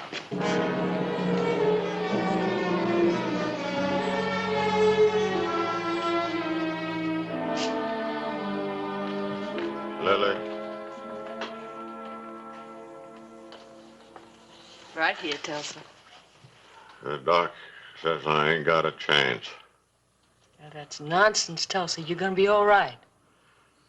That silver in your safe is all I got. I want you to have it. I'll keep it for you, Tulsa, till you're up and around again. Tulsa. I want you to take a look at these men. Are they the ones that shot you? Oh, now, what is this? You loco? We never even seen him before. Let him answer. Yeah, them's the one. He's lying. Are you positive? Yeah, they must have heard me talking to Lily. You're under arrest. Oh, now, wait a minute, The victim Sheriff. identified you. That's enough for any jury. Turn around. I'm not going to take this. It's a frame-up. You want to make a statement? I got plenty to talk about if it'll keep me from hanging. Plenty to talk about who? Never mind, Hollister. Take his guns. Put up your hands. I underestimated you, Miss Lily. I didn't think you carried a gun. Good thing I do. I couldn't afford to let Matt talk. You were in back of these killings then. I was right. You were right, Sheriff. Dead right. Take him out the back way. Come on.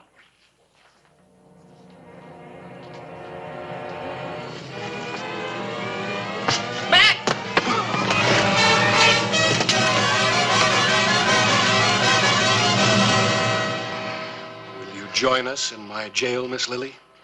You can't prove anything. I've got influence, friends. Friends have a way of deserting you when you stand trial for 5 or 6 murders.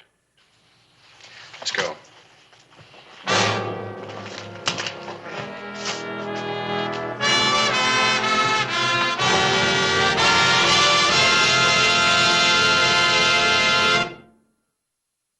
There you are, Tulsa. Keep it as a souvenir. Really want to thank you for your help. Well, somebody had to do the job. It was your testimony convinced the jury. Yeah, I know. But this town ain't gonna be the same without Lily. You know, she done an awful lot of good. Helped out a lot of folks when they needed it. Well, what you say is true, but she also was responsible for a lot of killing, Tulsa. I know, but she was a nice woman. She was an awful nice woman. I'm gonna miss her. We're all gonna miss her. Yeah, Lily was a nice woman. I don't care what you say, Lily was a darn nice woman. Yeah, she's pretty, too. And her hair, boy,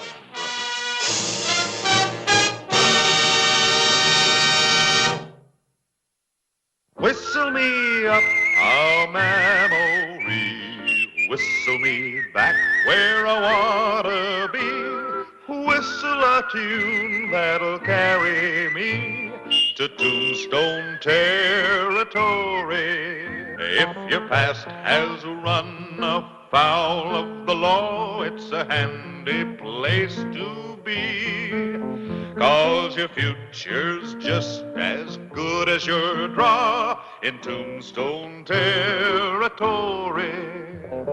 Whistle me up a memory, whistle me back where I wanna be, to Tombstone territory.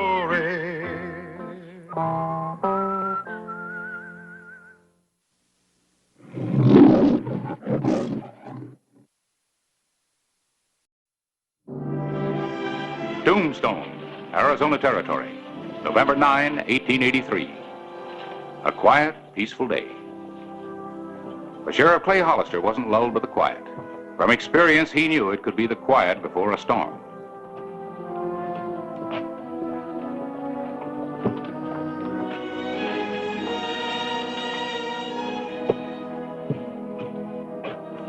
And the storm was brewing a few miles away in the town of Quartz Hill, where Marshal Vern Fawcett was taking one of the notorious Holcomb brothers into custody.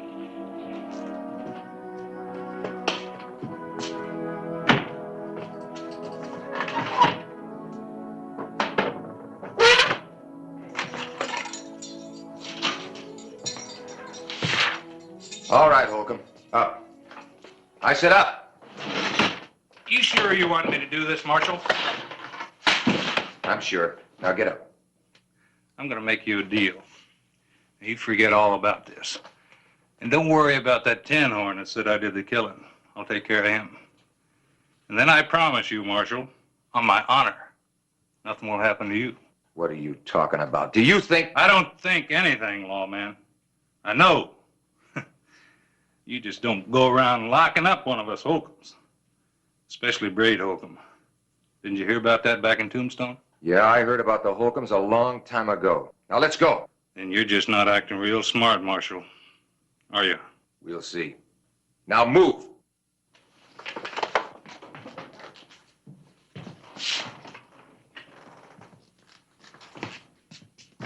Once you lock me in that jail, you're a dead man. I'm not fooling with you. I'm telling you straight. I'll take my chances. Now, get in there. You're not taking any chance. I just gave you the only one you're gonna get.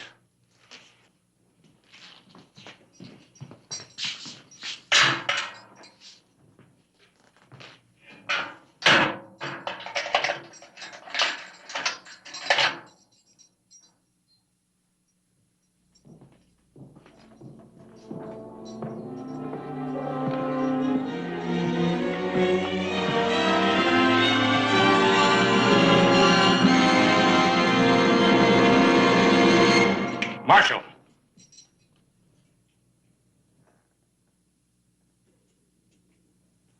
Open it.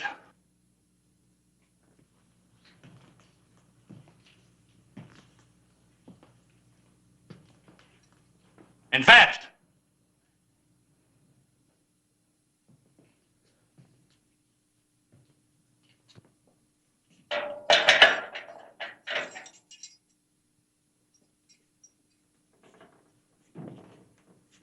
Thought you heard about the Holcombs. I warned you, nobody locks us up. And when they do, they gotta know more than you do. I'm gonna kill you, Marshal. Move.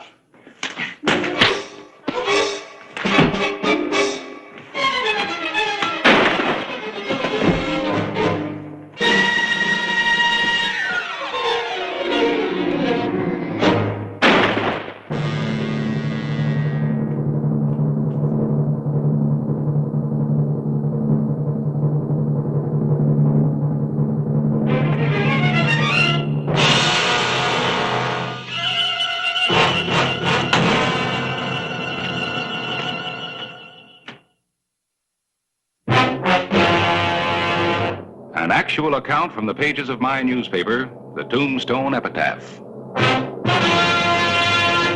This is the way it happened. In the town too tough to die. Tombstone territory.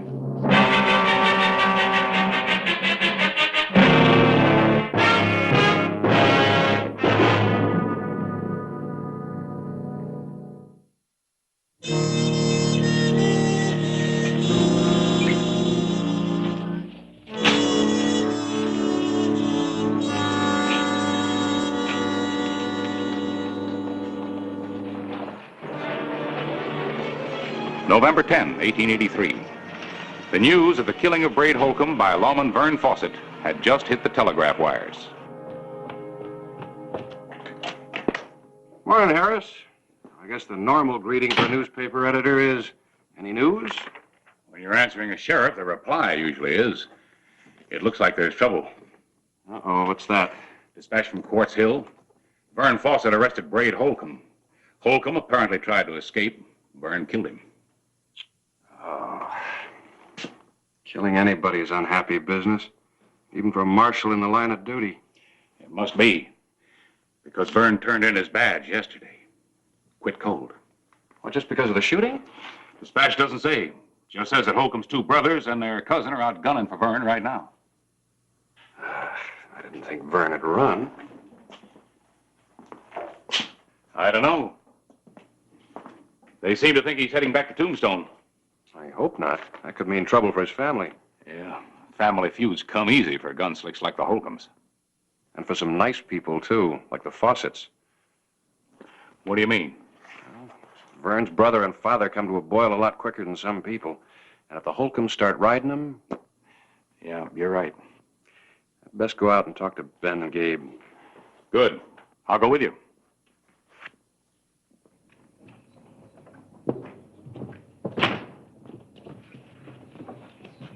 My horse is down at the livery stable.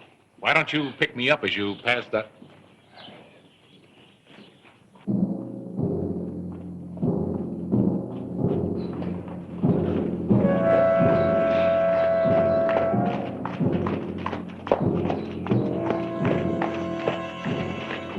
Didn't waste any time getting here, did they?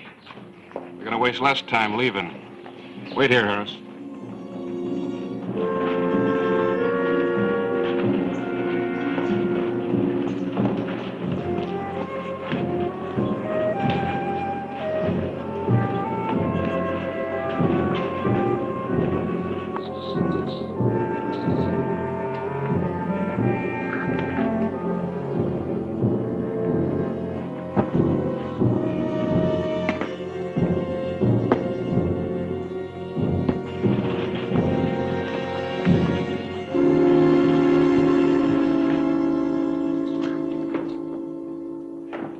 Hunk? Tip? I guess this must be the cousin, huh? You boys have come to town looking for trouble. You can stop right here. You mean that bushwhacker Fawcett? Even he wouldn't be fool enough to come here. Everybody knows this is where his family lives. Then why have you come to Tombstone? We thought we might mind our own business. You ever try that, Sheriff? Yeah, once that I can remember. Isn't that why two of you spent last spring in jail here? Yeah. Put on 6-7 pounds. Just eating, doing nothing. Well, you go right on doing nothing. Because if you do anything, you'll be lucky just to wind up in jail. Sheriff, you'd be surprised just how lucky we can be. You got until dark to clear out and stay out. And if we don't? Then your luck will have run out. You've got less than 5 hours.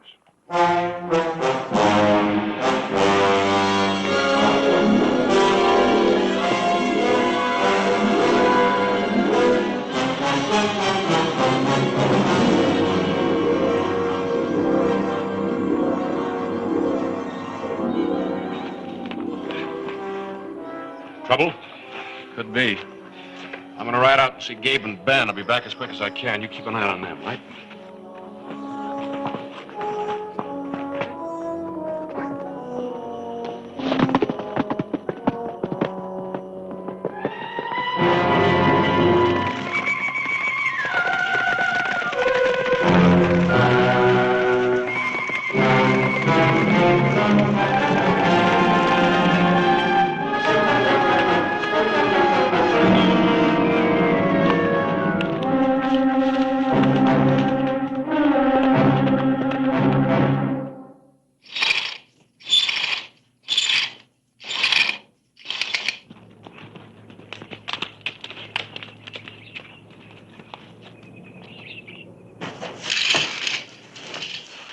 It's the sheriff, huh? So it is. Haven't seen Clay in quite a while. Well, good seeing you. Gabe, Ben? You looking for something, Sheriff? Oh, no, just noticing your hand. For just the two of you, you do a real good job. You know, if I had a spread like this, I'd quit my job so quick it'd make your head spin. Maybe, maybe not. The lawman in our family don't feel that way. Maybe Vern does. When was the last time you heard from him? We got a letter last week. Clay, there's something on your mind. What is it? You don't know? No, what? Vern turned in his badge yesterday.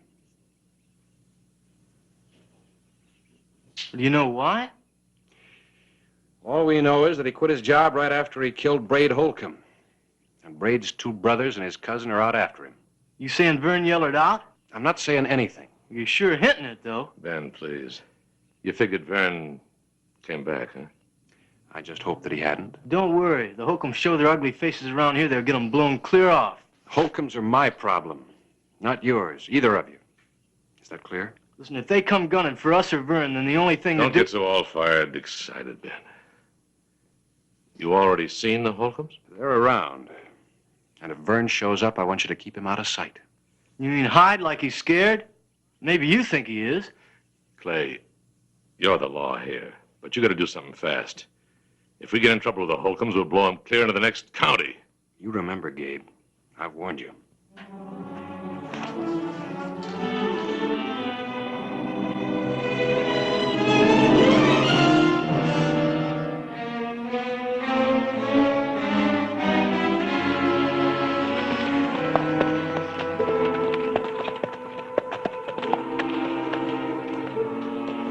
Come on up to the house and see if your brother's come home.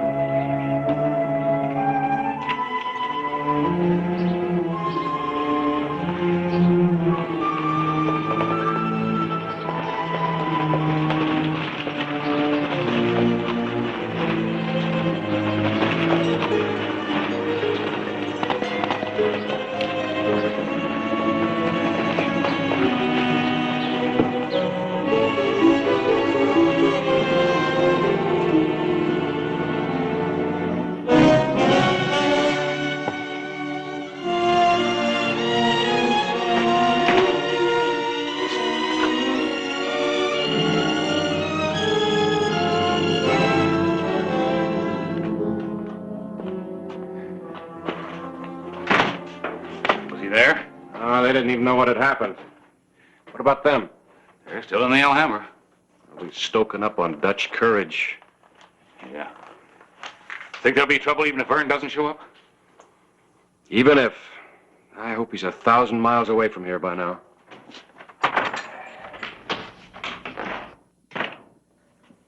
Something wrong? You two look like you've just seen a ghost. Maybe we have. Name of Vern Fawcett?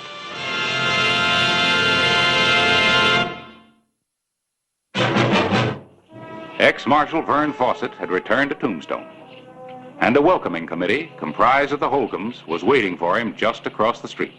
The way you two jumped when I came in, I thought maybe I'd done something wrong. You have, Vern. Wrong? In resigning? Coming back to Tombstone. I put his horse out back, Clay. Thanks. Why? I've got as much right to be here in Tombstone as the next man, even more. Maybe he doesn't know what happened since he quit.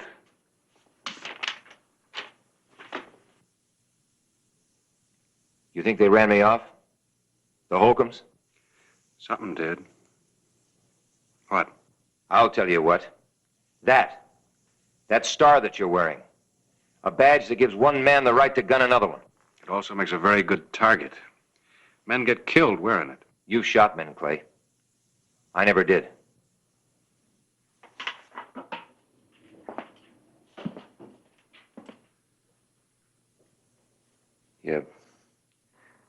You squeeze that trigger. You feel that gun jump in your hand. You watch a man as he crumbles, sprawls. Then you hear that rattle in his throat. Vern. Yeah?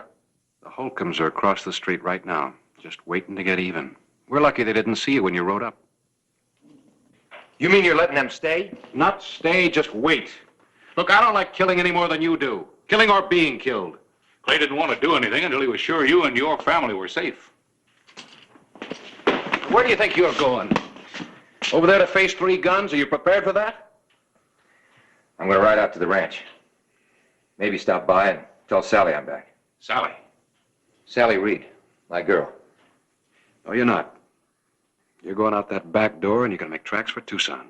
Run out now when I know they're here? I think that's what you want too, Vern. Look, it happens to everybody one time or another. Something about seeing another man die makes you sick. But there's nothing to be ashamed of in getting buck fever. No matter how I feel, I can't run out on Sally, or my dad, or my brother. You're not running out, Vern. You just ride to Tucson. Sit tight. I promise you I'll talk to Ben and Gabe and make them understand that you're doing it for their sake. And if I won't? And you're going into one of those cells. Protective custody. Don't you mean you're going to have to put me in? You want to make a break? Go ahead. Try it.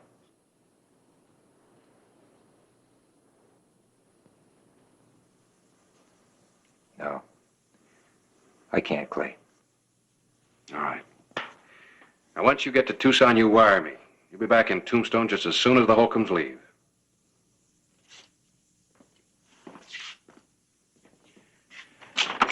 Road to Tucson goes by the crossroads to their ranch. I know it. I want to make sure that he goes right on past.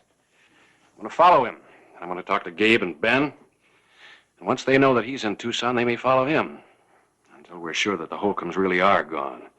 Oh, and if they start making trouble, try to stall them until I get back.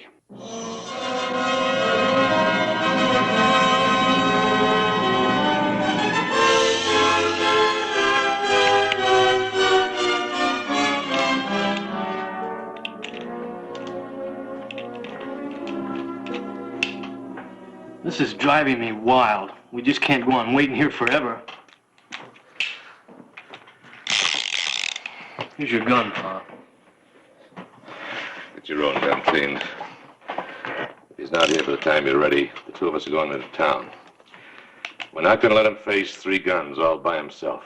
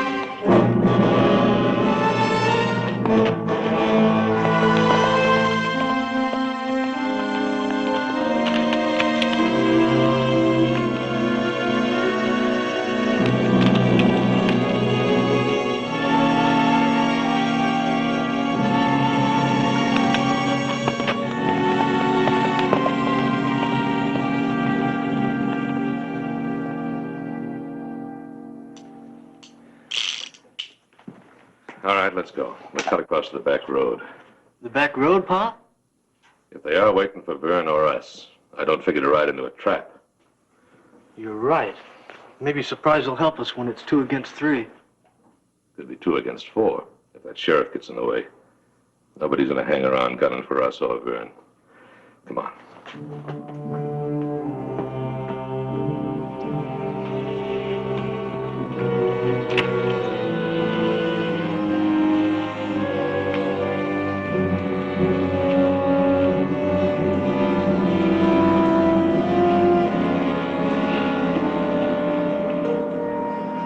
Let's sit down.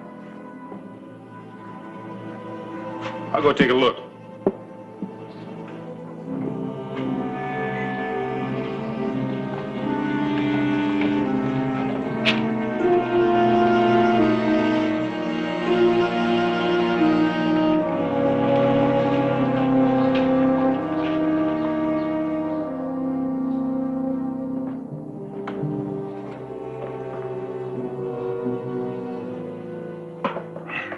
Anything? No.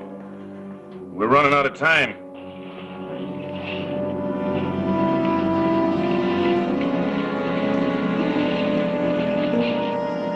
I thought you were so sure that tin badge would run out and tell his old man we were here.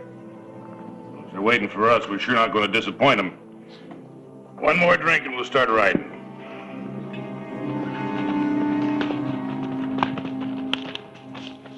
Gabe? Ben!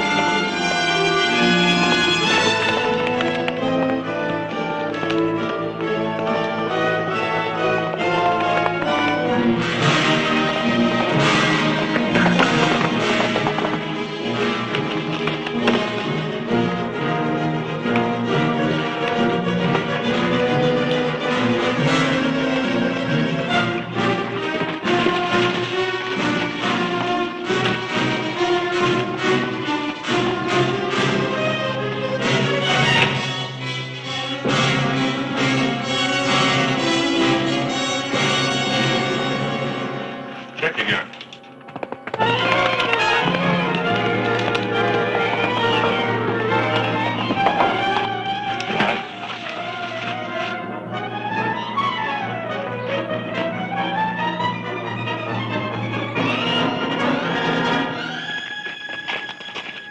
Gabe, get off the street!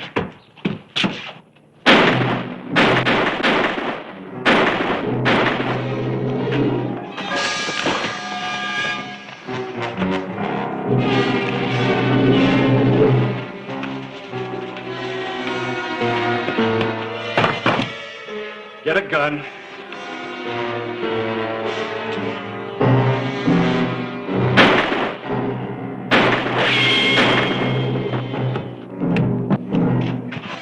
Gabe, get back here!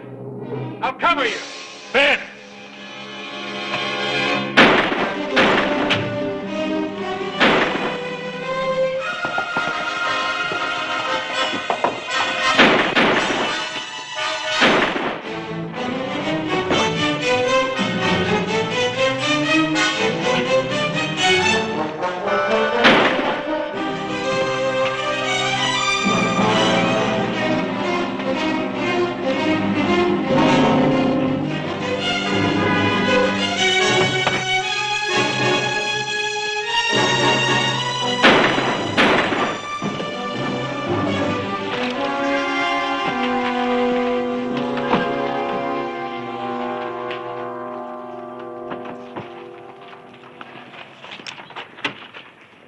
Looks like the Holcombs will be staying in town after all. She was alive.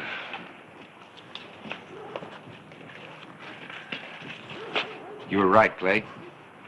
Buck fever's like anything else. Give it the right medicine and it'll burn itself out.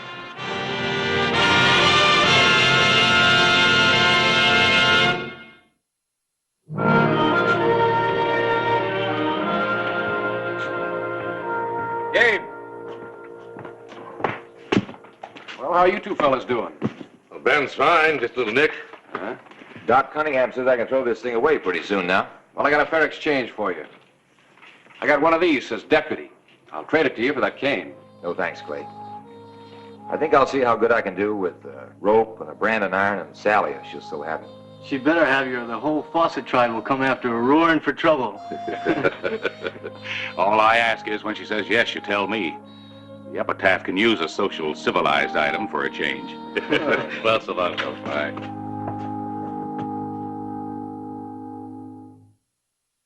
Whistle me up a memory, whistle me back where I wanna be, whistle a tune that'll carry me to Tombstone territory.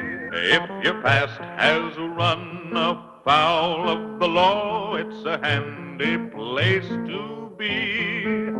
'Cause your future's just as good as your draw in Tombstone territory.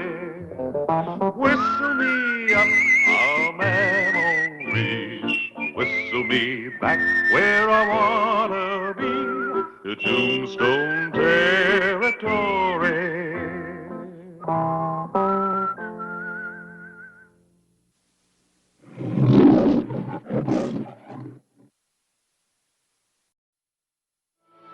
Cottonwood Trail in the Chiricahuas. Outside Tombstone, Arizona Territory. Hey, what's the matter? Sheriff. Well, one sheriff, two of us. That trail, up the side of the hill there. Come on. What's the matter, Lugo? We don't know nothing. You afraid of him? I said, come on.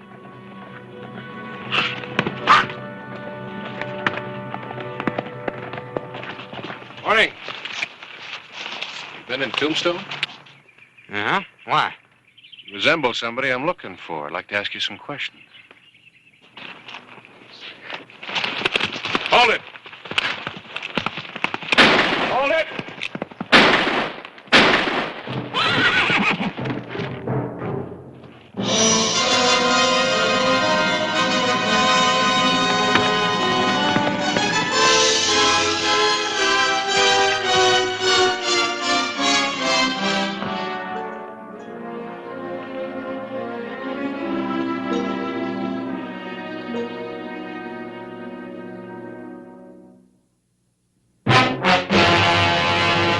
An actual account from the pages of my newspaper, the Tombstone Epitaph.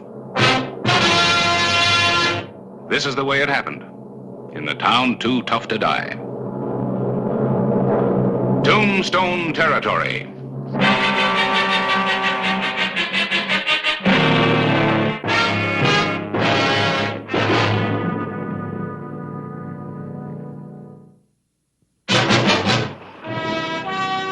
Noon, December 9, 1884. A young and unknown gunman lay seriously wounded after a reckless attack on Sheriff Clay Hollister. Outside of his wound, he may be going into pneumonia. Who is he, Clay? I don't know for sure, but he answers the description of a kid who's been reported hanging around the bank. I started asking questions and he started shooting. Well, somebody's got to be with him every minute. I'll hire a nurse. The county will foot the bill. Fine, but where are we going to get one? The hospital's short now. How about Mary Rice? She's helped out before. She's on her way to Prescott this afternoon on the stage to visit her folks. Maybe she'll put it off. Well, maybe, for you. Galeyville, town of a black and lurid history. The only inhabitants, the lawless.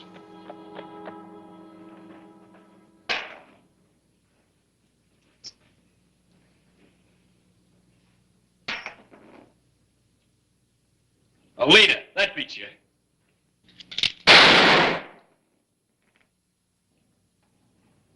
You're getting too good, Snyder.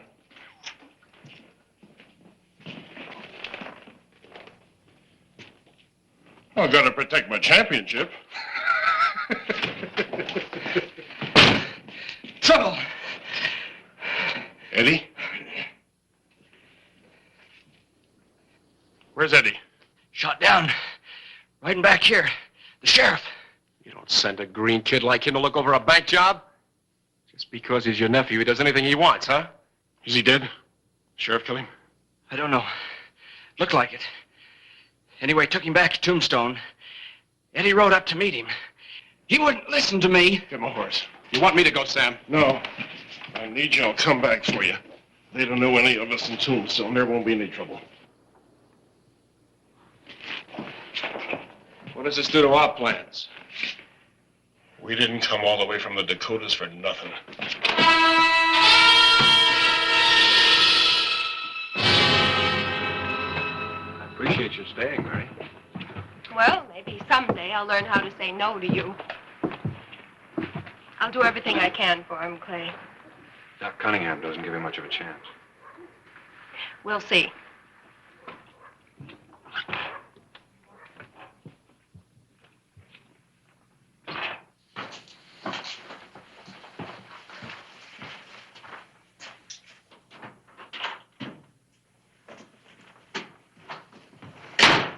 Got a pretty sick boy here, Mary.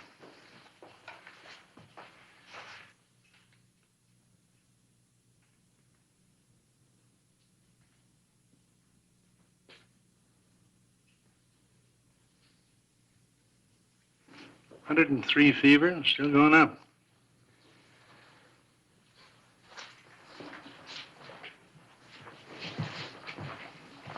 Mary, Clay, mind coming back later? thanks again for your help.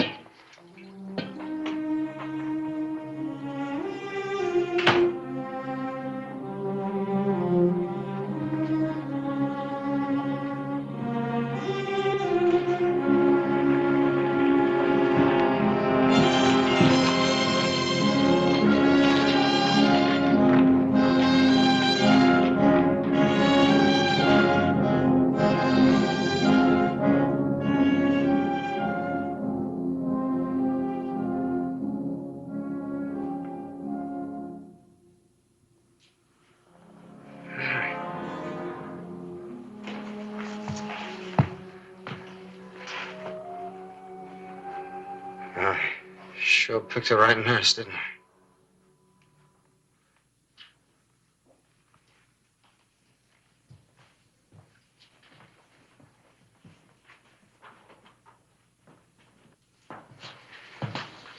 Yes, Clay?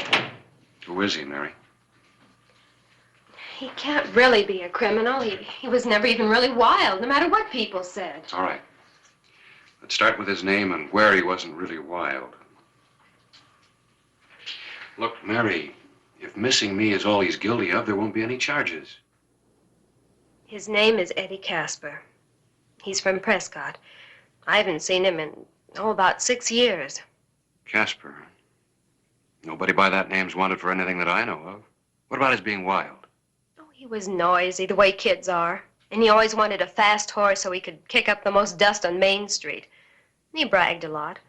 Mostly about a rich uncle in the Dakotas who he said could buy him anything. Who was his uncle? I don't think there really was an uncle. Well, didn't you ever make things up? Sure. Look, Mary, Pete and I have to go to Bisbee tonight. Mine payroll. I'm gonna leave a guard right here. Oh, that won't be necessary. People can change a lot in 6 years. Be back tomorrow noon.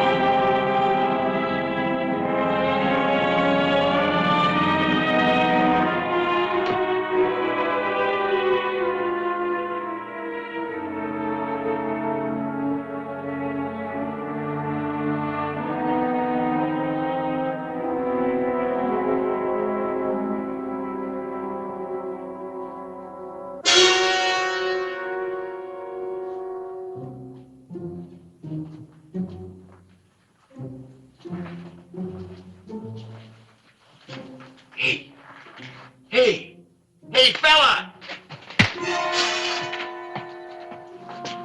It's all right how you hit him, gents.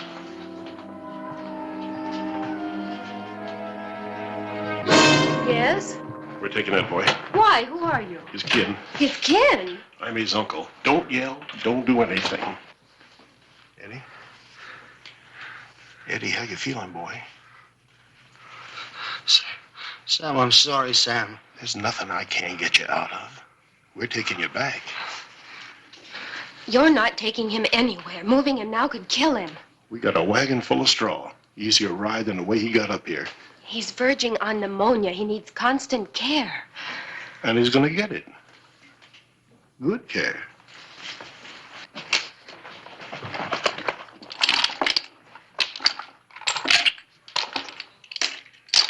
From you.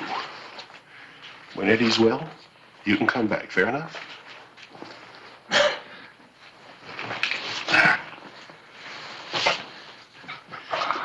Easy with him now. Easy.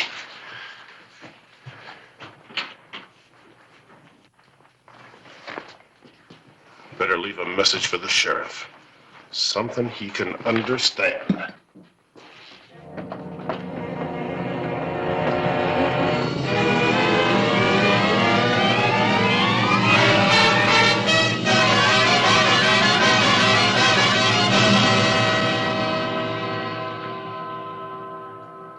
Take any stock in that?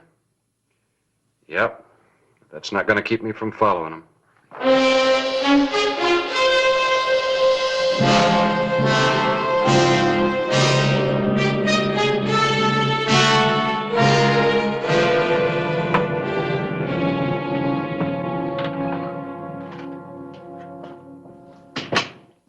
I'm going in to see him. You'll not. The trip is too much for him. His life doesn't mean a thing to you, does it? It's the only life it does. Well, then from now on, you're going to do exactly as I tell you. Here. This is a list of medicines and supplies that I have to get from Dr. Cunningham at the Tombstone Hospital. What's all this? Latin. Pharmacological Latin. It's the only way medical supplies are ordered, and Eddie would die without them. I'm warning you, if this is a trick, tell them where we are. Is my name on it? Does it say anything about Galeyville or you?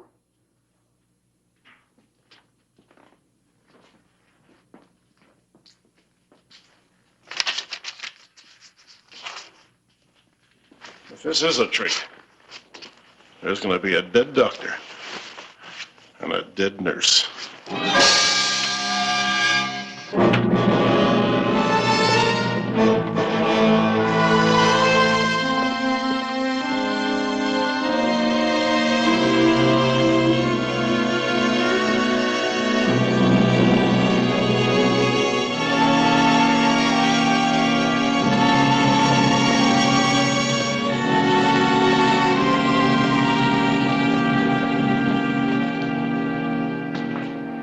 We don't even know who we're looking for.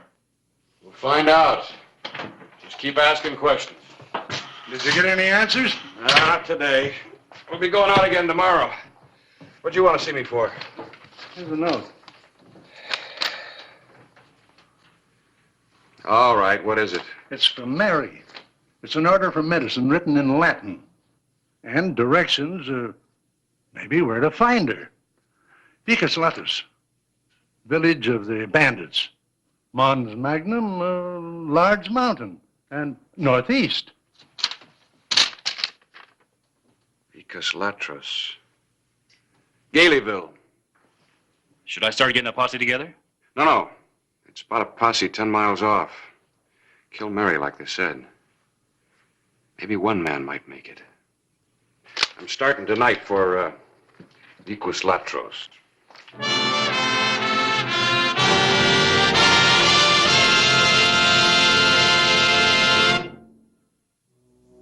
December 12, 1884. Sheriff Clay Hollister rode a little-known trail through the Chiricahuas to Galeyville, where Nurse Mary Rice was being held prisoner.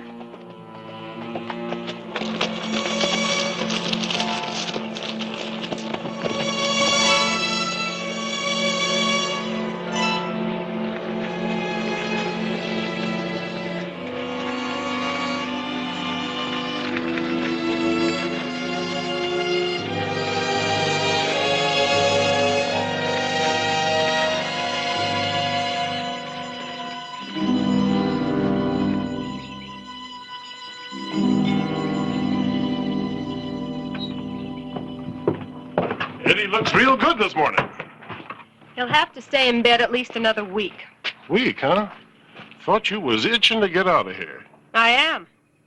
Well, you just let me know when you're ready.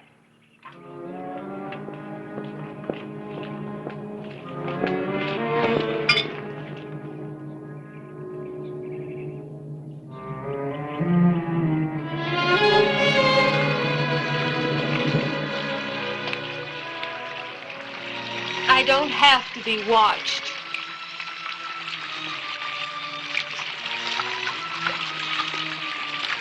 I'm here to do a job, and I'm leaving when it's over. Yeah? Tell Hoskins.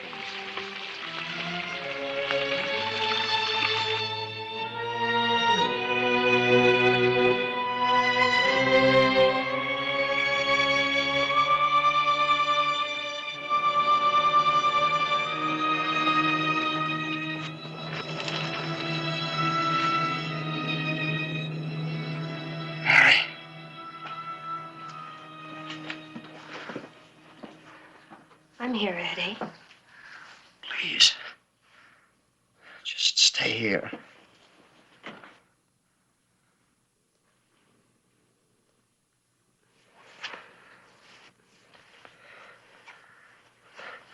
Something I want to tell you when I'm better. Something important. Yes, Eddie. When you're better.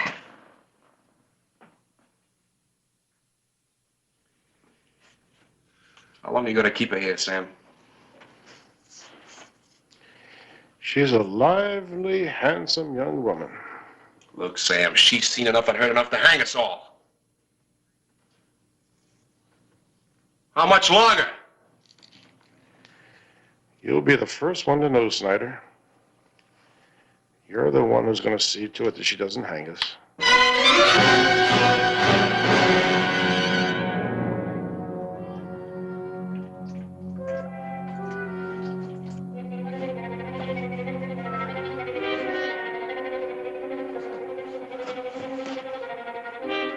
Come on. We're getting out of here.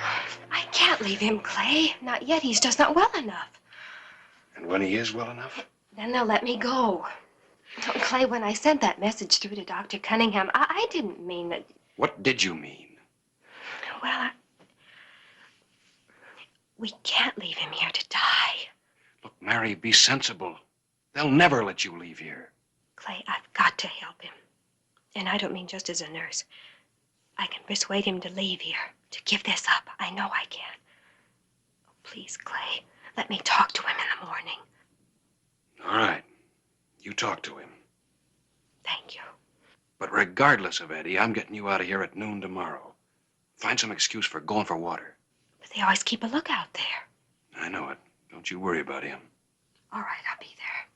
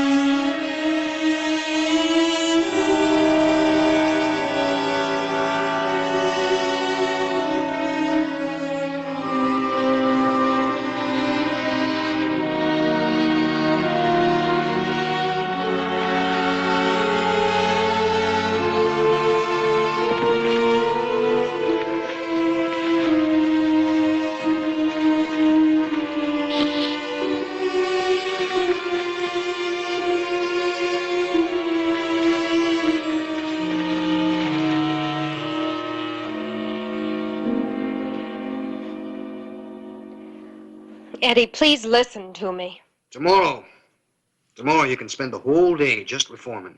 You were almost killed. Didn't that prove anything to you? Yeah, it proved a lot. To hit what I aim at, like Clay Hollister. Nobody can keep you here. Soon you'll be well enough to leave. I'll help you. I want to help you. Why? Because you mean a great deal to me. Enough to go away with me? Eddie, do I have to be in love to want to help you? You seem to forget I joined up with my uncle because that's the way I wanted it to be. You don't want it. You're still young. You could have a real future for yourself. You could go to California or back east. Well, in no time at all, you could have a wonderful new life. I got everything I want right here.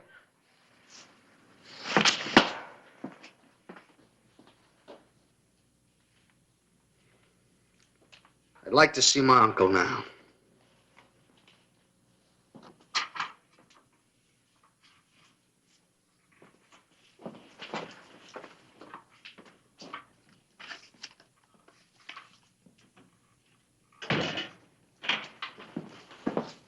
Eddie would like to see you.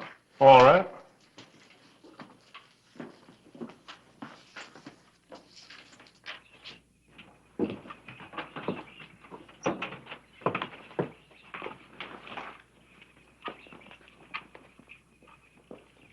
Mr. Snyder, I said you'd be the first one to know, didn't I?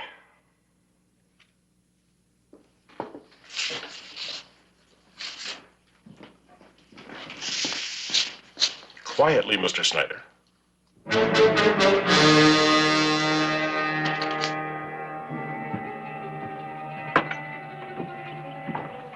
Let's go, Lugo.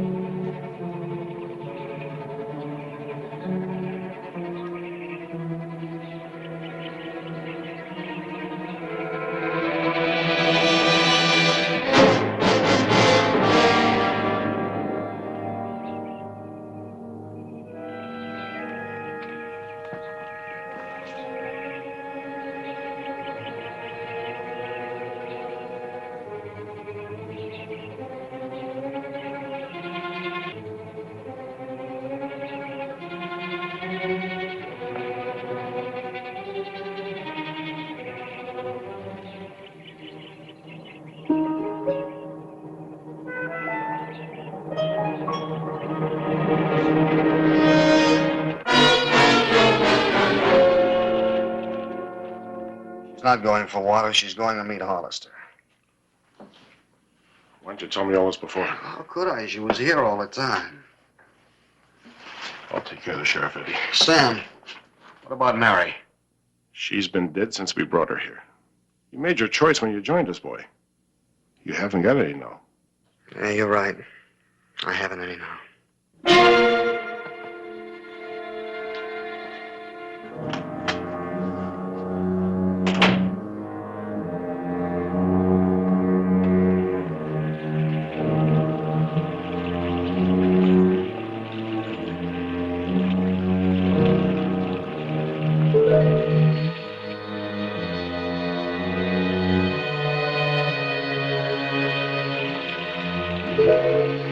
Mary.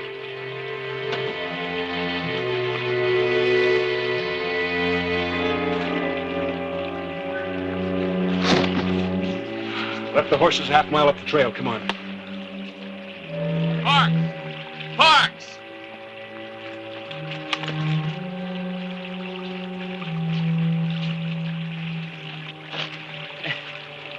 Hey, you suppose Parks took her for a little walk?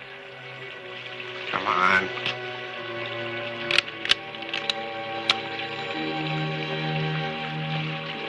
All right, drop your gun belts.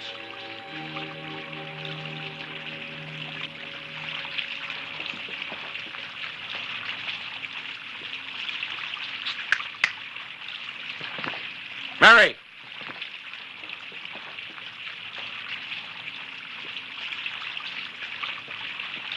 Pick him up.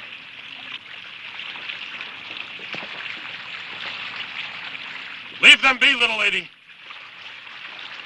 Drop your gun, Sheriff. Drop them.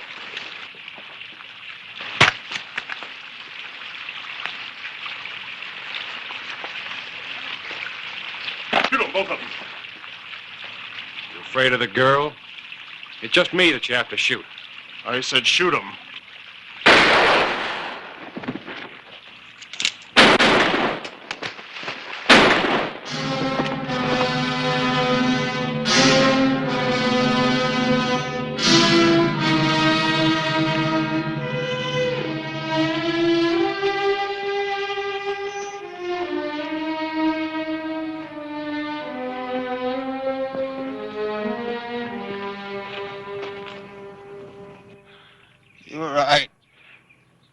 got no choice.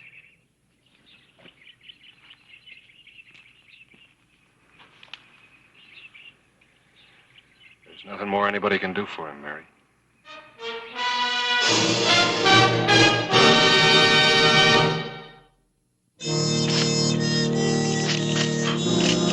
Oh, Mary!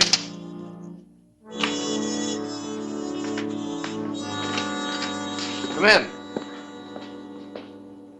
I've been meaning to return this to you. You left it at the hospital. Thank you, but you keep it. I'll pick it up when I come back. Back? From Prescott. I'm finally on my way. I'll miss you. Hurry back. Clay, what will happen to Sam Hoskins now? Ooh, I don't know. He'll stay right here in jail until his trial comes up, and then it's up to the court. Oh, I see. Well, I better not miss my stage after all of this. Good trip now. Thanks. And I will. Will what? Hurry back.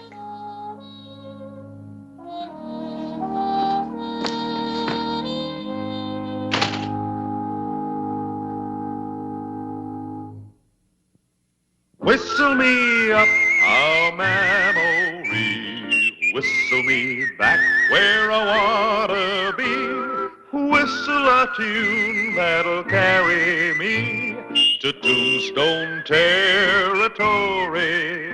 If your past has run afoul of the law, it's a handy place to be. 'Cause your future's just as good as your draw in Tombstone territory. Whistle me up a memory, whistle me back where I wanna be, to Tombstone territory.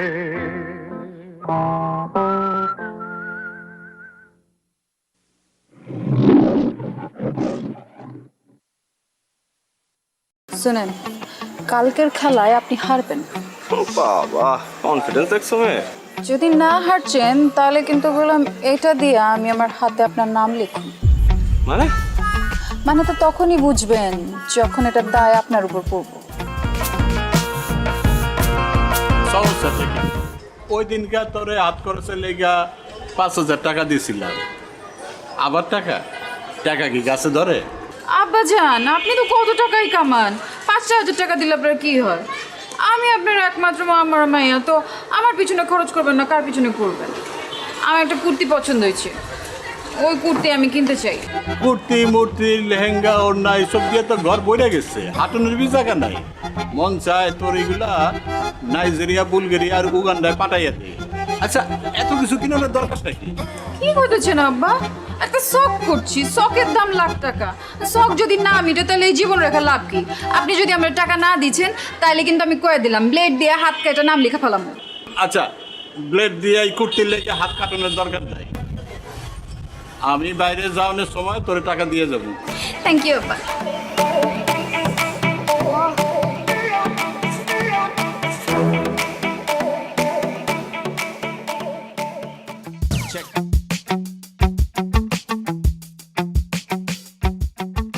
আচ্ছা লাইলি, তুমি এরকম প্রতিদিন কোনো পড়াই complete করছো না, আমি কিন্তু তোমাকে আর পড়াতে আসবো না।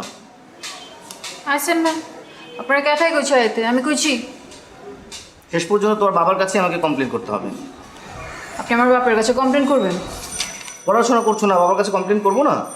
অবশ্যই করবো। ঠিক আছে, আপনি যান, আপনি আমার বাপের কাছে কমপ্লেন করেন, এদিকে আমি ব্লেড দিয়ে হাত কেটে আপনার হাতের নাম লেখা রাখবো এখান দিয়ে। দেখো, এইবার না হয় আমি তোমার বাবার কাছে কমপ্লেন করবো না, কিন্তু তুমি যদি পরীক্ষায় ডাব্বা মারো তাহলে তো আবার আমি শেষ।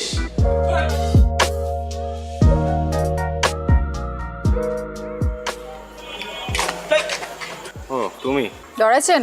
ডরাবো কেন? মাগের এরকম আতকা মায়া মনে সামনে চলে আসলে তো একটু চিন্তা লাগেই। আর কালকে আবার তোমার মামার সাথে চ্যালেঞ্জ, বললাইছো শেষবার মতো চুলদারি আশ্রয় আসতে। শুনেন, কালকের খেলায় আপনি হারবেন। বাবা, কনফিডেন্স দেখছো মেয়ে? যদি না হারছেন তাহলে কিন্তু বললাম এটা দিয়ে আমি আমার হাতে আপনার নাম লিখুন। মানে তো তখনই বুঝবেন যখন এটার দায় আপনার উপর পড়ব। সরেন। আরে ভাই নাম লিখবা মানে কি মুসিবতে বললাম জিততে না পারে এখন 2 নাম্বারই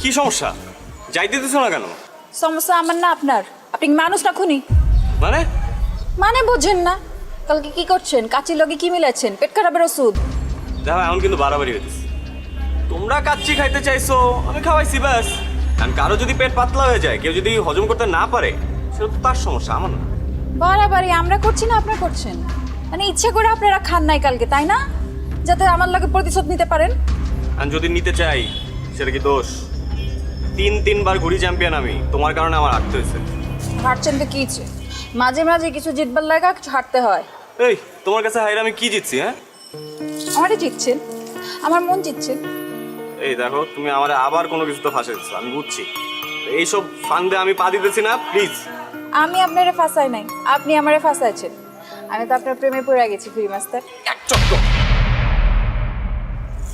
আপনি আমায় মারবেন মারেন কাটতেও ফেলান কিন্তু আমি আপনার ভালোবাসি এটাই সাইন্স এর জন্যই তো সায়েন্সে মারো ডাব্বা যতই অপমান করেন শাদি তো আপনার আমার লগেই হইব তোমার মতো মেয়ের সাথে শাদি দূরে থাক প্রেম পর্যন্ত করতে রাজি নাই আমি আর এইসব ব্লেড ফেড দিয়ে কোনো কাজ হবে না আমি ভয় পাই না আর দেখো চন্দ্র তুমি কি করো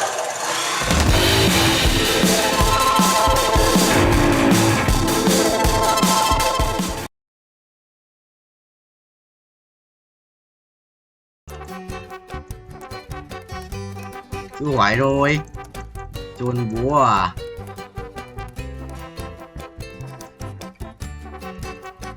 Anh nhặt anh quay liên tục mà anh biết đâu. Quay lại thì ra con legendary. Xong rồi cút. Đâu? Không có legendary không? Có à? Đâu?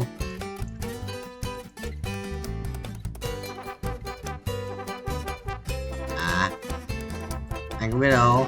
Đâu để anh về buông vào đây xem. Anh nhặt tiếp. Anh không biết đâu. Về Ziot phải không? Đâu? Ôi kìa, sao tiến bay luôn chung. Đâu? Anh thấy có mỗi cái mà. À đây đây. Ở đây có 2 cái 5 này. Sao đây có 2 cái 5 nhỉ? Đúng rồi, 2 cái 5. Quên mà, không để. Quên. Ok. Ăn 1 tiếng rồi. Anh bây giờ anh thử thách. Anh thử thách mình. Anh đang thử thách nhặt 2.500 cái mũ xong rồi thì tắt. Được. Tốt rồi. Em ơi. Đi ngủ đi rồi. Mai nó quay mày cho mà xem. Nhưng mà mày không nụ mày bảo tao xuống lấy xi à? Không có đâu. Bảo thằng Vũ là không gọi nó bảo anh là xuống đấy thì gọi cho nó luôn, có để cho được máy bay của anh cũng gọi được, các em phải lên phòng ấy, mất thông báo nó. Chọn broccoli rồi nhớ nhặt một tí thôi em hai bao nhiêu à? 51, 52, 53, 54, 55, 56, 57, 58, 59 và 60. Bye bye các em 1 video 3 ngày 7 tháng 6 2024 cầu báo đéo thì chúng ta phải bỏ ghi đấy. Bài tiếp cái game có ra rồi vào bút rồi cùng rồi bút xong bay liên tục không được dừng lại thì đấy cái gì thảo cứ ghép nhạc vào nhỉ. 39 là từ đổi bài đấy thì lao là rồi cả người ta chơi gần nhau quá.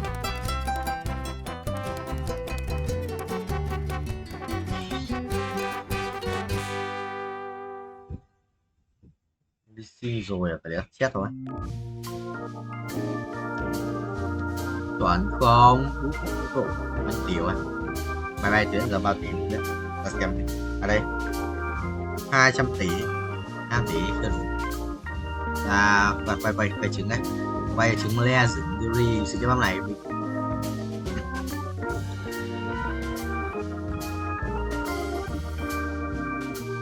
Anh ăn mà. Ê thua kìa, vẫn cốc ngoài auto mình trứng rồi buồn đấy. Epic à? Rồi đi xin ai món này đồ luôn. Tháo 9 máu à, sự bình thường. Xem nào con số gì epic. Con epic sao ấy quay được lắm, trồn mình quay được 20 lần.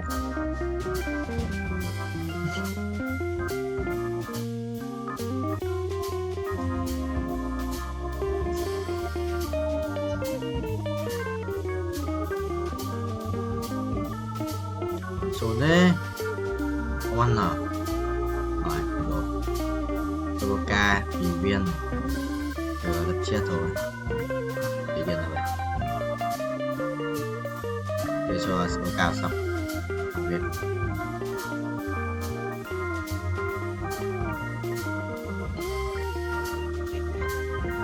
này hợp lý không nhỉ? Là lọt cái mini ra gì rồi, chỉ là gì như toàn epic thôi.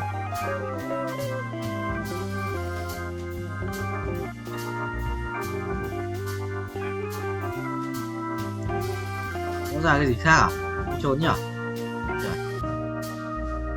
295 thắng đổ á, đổ đi kéo vào ra vàng kéo đổ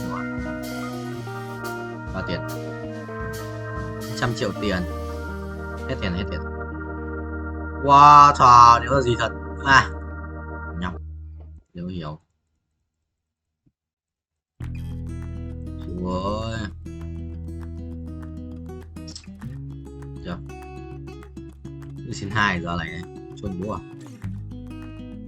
Quái châm game ơi bao nhiêu rồi bạc chi vậy ok đây rồi thầy quay lại quay tiếp thôi đây lúc này đến 200 triệu tiền không ra một con gì xịn nào được vụ ấy vẽ quỷ luôn mà ác quỷ file đấy em bút cho rồi là chỉ được bay thôi đây lúc nào cũng hiện điểm chưa đến nhỉ, khi được mấy tỷ bằng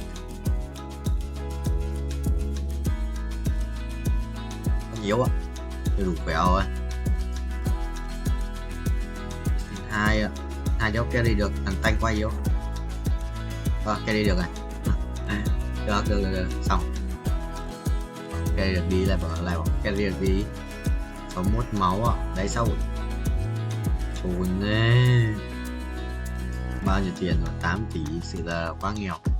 Để xin bút cho em nhé, bút luôn đầu máy bắn như tên lửa, cho thầy. Yes binh 51 tiền à, lên chết 7 chết 8 mà sau này sẽ 4.1 đến 8 mà mình thực sự nghèo ấy. Tali xin 2 rồi tanh yếu đến chết 7 nhất đi lao à, không tanh yếu quá.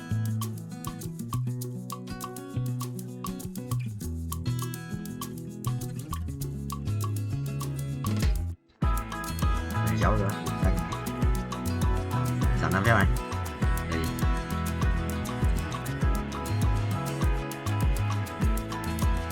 căng đấy. Ui lắc rồi. Cái gì đây? What the hell? Anh bẽ ác quá lỗi luôn, nhưng mà tự xì bà. Phải chưa? Làm đắp bộ rồi. Nhưng mà đắp bộ mà. Chôn à? Mà đắp bộ luôn mà chôn búa. Bẽ ác quá thì mà đắp bộ mà. Nhưng số hóa super gian nhỉ? Kinh ấy. Các quỷ luôn mà. Trời nhanh mà nhẹ đấy. Bay qua mấy tỷ cái vệ tinh rồi. Sao có một con này? Một con. Tôi đúng à? Xin 2 đi rồi. Xin bảo mà tanh yếu xin 2 sao chịu được.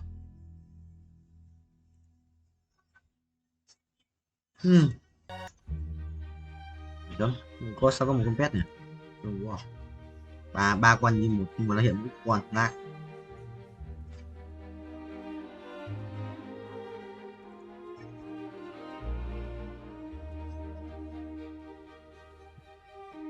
Quên mất vui đây rồi, đây.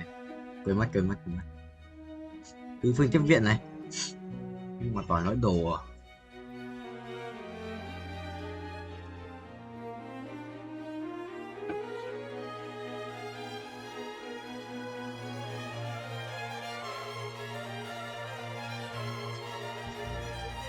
Rồi, mình đỡ rồi. Đúng tiền sự cũng nhanh ấy. Rồi không vậy. Chuẩn không? Nhanh đét mà. 8 tỷ có mỗi con mà, 3 con nhưng mà nó để là mỗi con.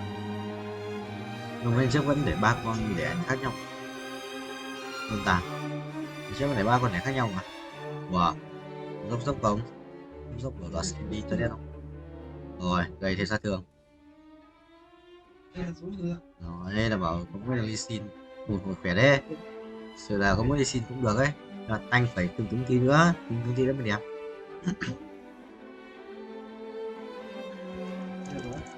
Lên nè, bình nhai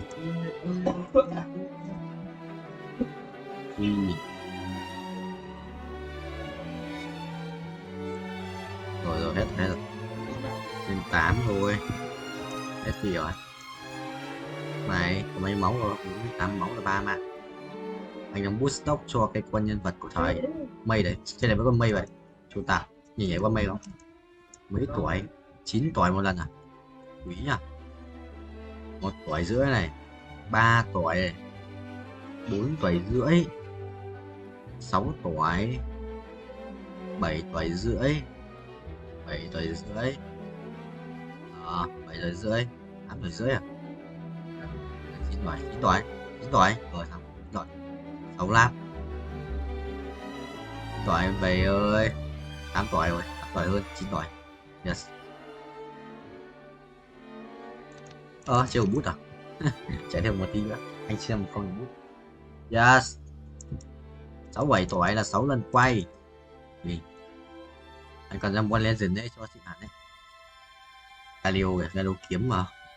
Sojin à, có rồi. Galio kiếm nó sẽ là binh ấy, thằng đánh sử ra ấy. Rồi xong mất không ấy. Không có cách hiện giá luôn. Mày sự quả quỷ ấy. Ô, được rồi. Có 7 lap ấy. Nhưng bay kinh quá hay sao, có 7 lap. Bay nhanh quá cho cúp mà. 2, 3, 4, 5, 6, 7, 8. Gọi như là 2 có tí tanh ấy. Gọi là có tí tanh ấy.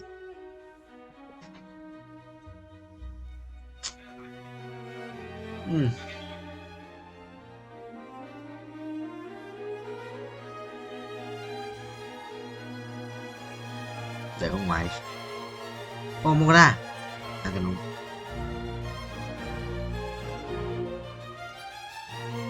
Xong.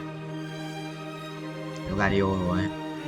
Galio và Juliet. Xăm qua, xăm độc dược với cả xăm bảo hộ. Kinh. Cái gì? 7 lap à? Mình 7 lap là mắc mà. Quên mất.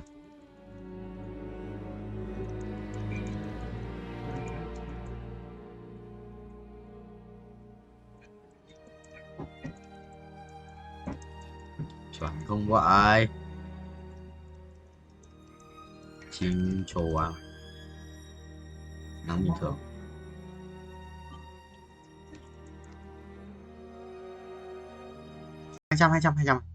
Hai trăm lap. Win. Perfect 2 lần. Déo em. Chợ. Xin mình à. Cái chim trồ. Ngay cái what the hell. 210 lap. 42 tỷ 2 triệu một lần. Có chờ nhầm. Ôi không. Còn 100 để bớt 6 15 cái lại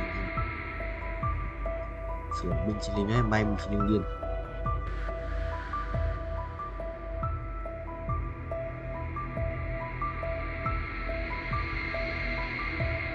Chương 8 này.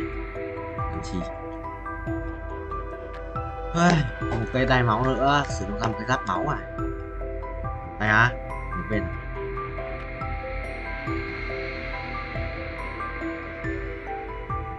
Anh không có như em nghĩ.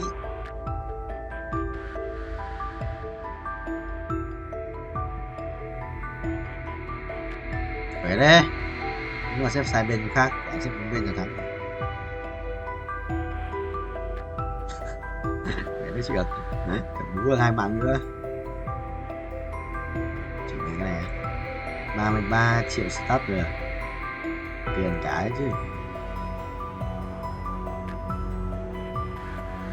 Ngon, vừa lên 8 đất và 8 đủ gì. Có ra xét này. Không muốn đâu. Cái này chuẩn hơn đấy.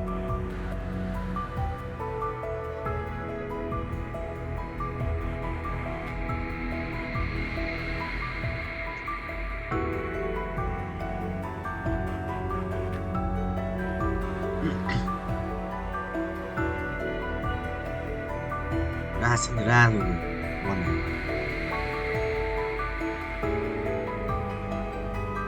Tôi xếp tiền lên 30 tiền nữa nhanh không?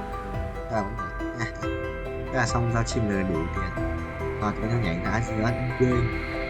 Ra được mình. Nó lại quay nhiều đang ngoài mắt. Ngoài thành là thầm trong mắt rồi, có nguy không? Anh em tôi. Anh em cứ nguy sao? Mà lắm mắt người ta sao? Đây xuống. Và lắp quan sinh ra và xong là 57 nghìn. Sinh viên bên kia cả nào còn bà sinh viên cũng xanh rồi. Quỷ à, mới thua. Thì ai cái đánh hay đấy. Israeli আগ্রাসন বহু মায়ের বুক খালি করেছে। রেহাই পায়নি সদ্যজাত শিশুও। চলমান সহিংসতায় প্রায় অর্ধশত শিশুর ঠিকানা হয়েছে কবর। হাসপাতালগুলোর দৃশ্য আরো মর্মান্তিক। মৃত্যুর মিছিল দীর্ঘ হতে থাকায় স্বজনহারাদের আহাজারিতে ভারী হয়ে উঠেছে বাতাস। আর আহতদের মধ্যে মৃত্যুর সঙ্গে লড়াই করছেন যারা, তাদের আর কি বেরহম, নির্লজ্জ, বেহায়া জালেমগুলো হাসপাতাল পর্যন্ত রেহাই দিচ্ছে না। কিছুই করার নাই গো কাকা। কিচ্ছু করার নাই? কি আর করার থাকবো কন? দুর্বলের মায়ের খাওয়াটাই নিয়তি। দুর্বলের পাশে কেউ থাকে না গো কাকা। হ্যাঁ ফজলে মিয়া, ভালোই বলছো তুমি। দেখো না সারা বিশ্ব কেমন একদম চুপচাপ নিশ্চুপ হয়ে আছে। সবই সার্থক কাকা, যে যার ধান্দায় আছে।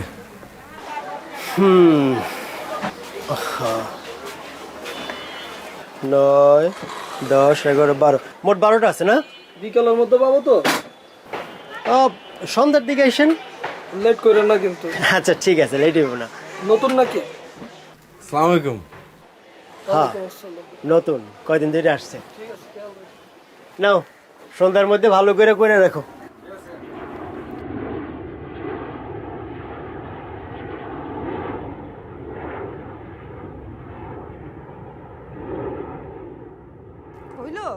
হ্যাঁ তাড়াতাড়ি আসো, বইসা আছে তোমার জন্য। আইতেছি। কি রে বাপ, খিদা লাগলে খায়া ফেলবি, আমার লাগে বয়া থাকবি না। কত কথা শুনে।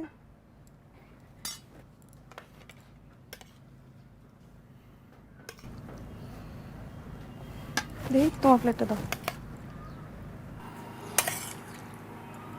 শেষ। আরে ডিম ভাজি রে।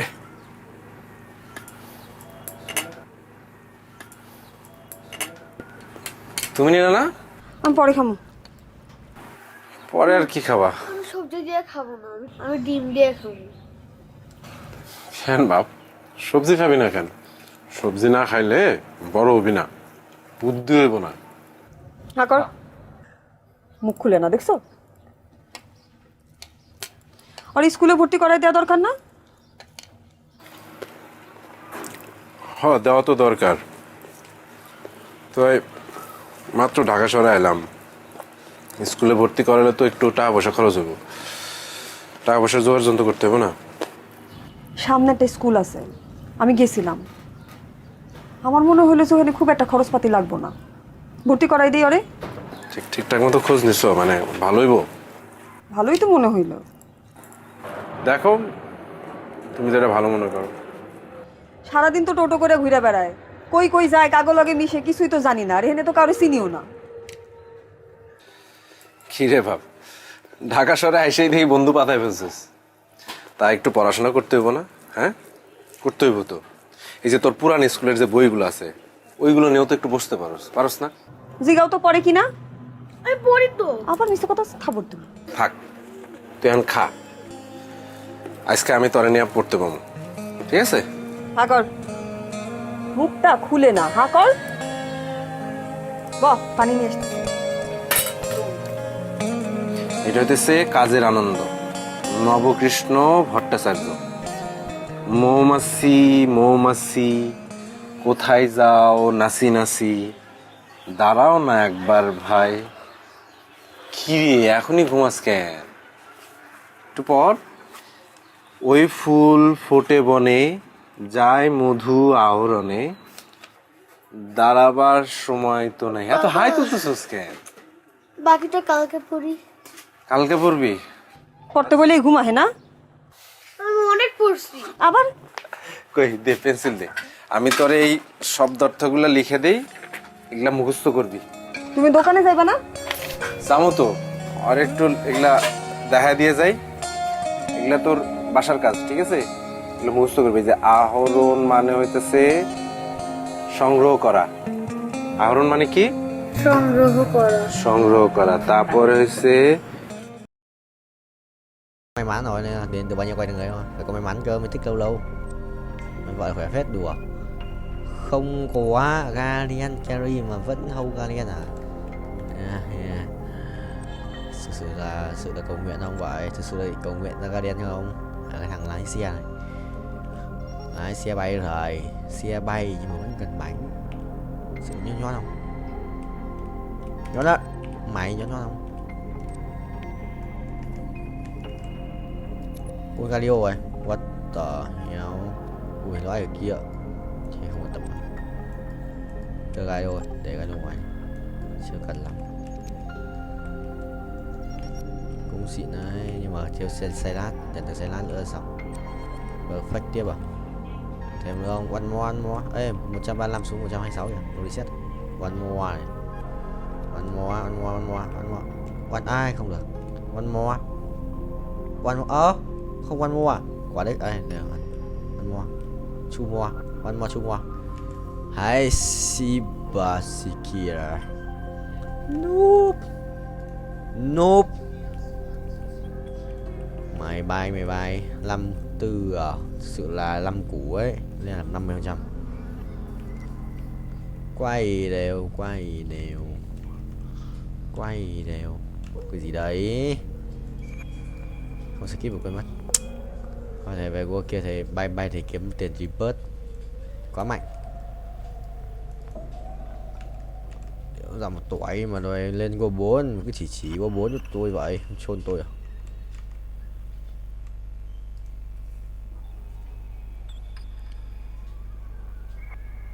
Vẫn thắng à? Sự bay là tỷ vong. Anh ác quỷ rồi, hóa ác quỷ rồi. Từ ngày em đi anh hóa thành ác quỷ Ride Car Simulator.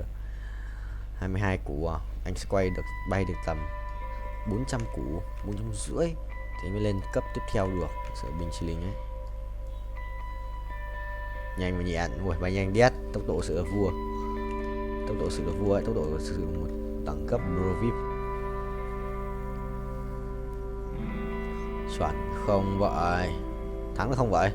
Rồi còn mỗi con cho gát sẽ làm chi? Còn mỗi cho gát làm chi? Cho gát 2 mũ thích nghi à? Làm chi? Ui thổi đau phết, đùa. Ê, nó thắng được cái cút đấy. Ê, nó thổi chết Zone này. Không chết rồi. Còn 2 cái mũ kia đéo chết rồi. 2 mũ đấy chỉ là kích thêm sát thương phép. xong rồi. Rồi, quả chém cái nào của mình rồi. Chắn luôn. Đi chợ 100 máu bốc lửa. Đồ Johnny này. Johnny cái cục đấy sự xịn không? Bàn là chắn à. Đồ cổ này. 15% hút báo chủ sở hữu đồng minh được đấy. Cái ui mất lắc rồi. Còn những cục kia, còn cục vàng. Lấy một cục vàng đi. Rồi chạy lấy cái này. Ha ha. Sorry. Mày bay cao. Một lần bay được tầm 40 triệu. আজকে যদি আব্বু আম্মু যদি আমারে যদি বলতো যে সাকিব তুই বিয়ে কর তাহলে আমি এই লইটা বান্দর তুই চুপ থাক তুমি তো মোর বন্ধু সুরজ রে চেনো মোর মেলা দিনের পুরানা বন্ধু লোকটাও ভালো বিশ্বাসী আর তার মাইয়া যে খারাপ হইবে হিয়া কিন্তু মোর বিশ্বাস হয় না আমার ওই দোস্ত সুরজ রে মুই কথা দিছি তার মাইয়া আয়সার লগে আগামী মাসে মগো পোলার বিয়া দিমু তা বাবা তুমি কি কর আলহামদুলিল্লাহ রাস্তা ক্লিয়ার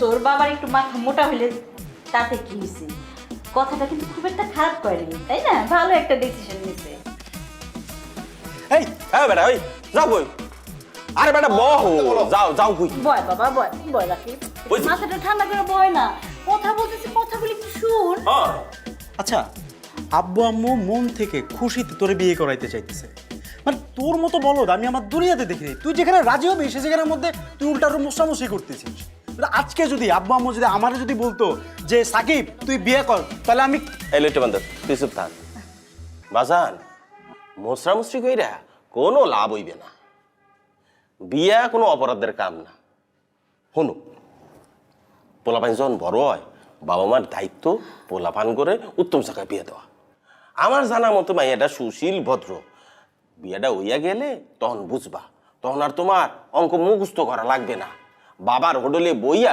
ঠ্যাংয়ের উপর ঠ্যাং তুলা খাবা অসুবিধা কি অনেক অসুবিধা আমি বিয়ে করবো না আর তোমার বিয়ে দেওয়ার ইচ্ছা হলে তোমার ছোট ছেলের সাথে বিয়ে দাও ওই যে আয়সানা কি নাম ছোট ছেলের বিয়ে দিয়ে দাও তার সাথে আমি পড়াশোনা করব আমি পড়াশোনা করে পাশ করে আমি হায়ার স্টাডির জন্য ইউনিভার্সিটিতে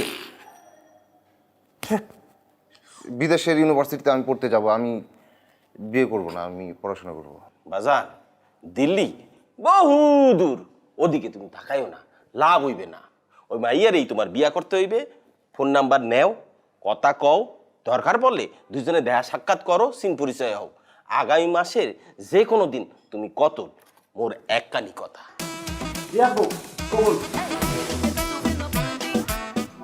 আপা তোরা তো জানিস তোর আব্বার মাথা গরম যেই কথা বলে সেই কাজ না করা পর্যন্ত তার মাথাটা গরমই থাকে তাছাড়া বাবা সবার তো আর লেখাপড়া হয় না হয় বাবা যে বলছে বিয়ে শাদী কইরা বাবার ব্যবসাটা একটু দেখাশোনা কর এতে করে তোর একটা নতুন জীবন হবে একটা নতুন সংসার হবে তাই না জীবনটা একদম পাল্টায়া যাবে ঝরঝরা হয়ে যাবে তাই না আব্বা আমার কথা শুনতে হয় হ্যাঁ বাজান আমার ভবিষ্যৎ এমনিও ভালো পড়াশোনা করলেই ভবিষ্যৎ ভালো হবে তুমি যাও এখান থেকে যাও আমার মেজাজ একটু গরম হয়ে যাচ্ছে যাও এখান থেকে যাও তোর বাবার কথাটা একটু ভালো করে মনোযোগ দিয়ে চিন্তা কর হ্যাঁ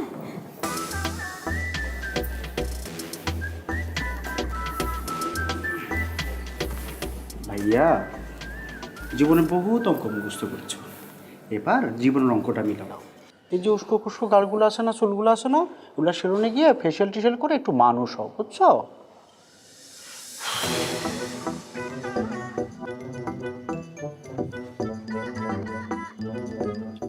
জুতাগুলো না ময়লা হয়ে গেছে এগুলো ড্রাই ওয়াশ করবো আমি ড্রাই ওয়াশ করবো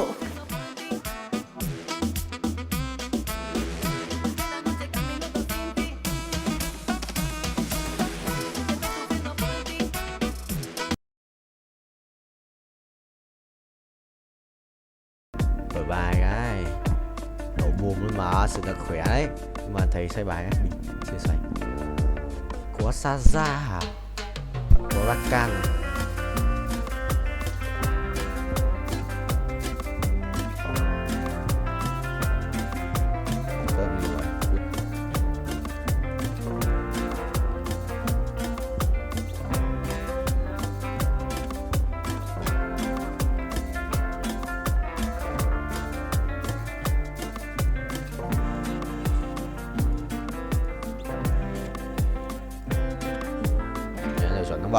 Át này, Bình. Xong. Là át luôn mà. Sao có xin ra ấy, nhưng mà anh đéo dùng rồi.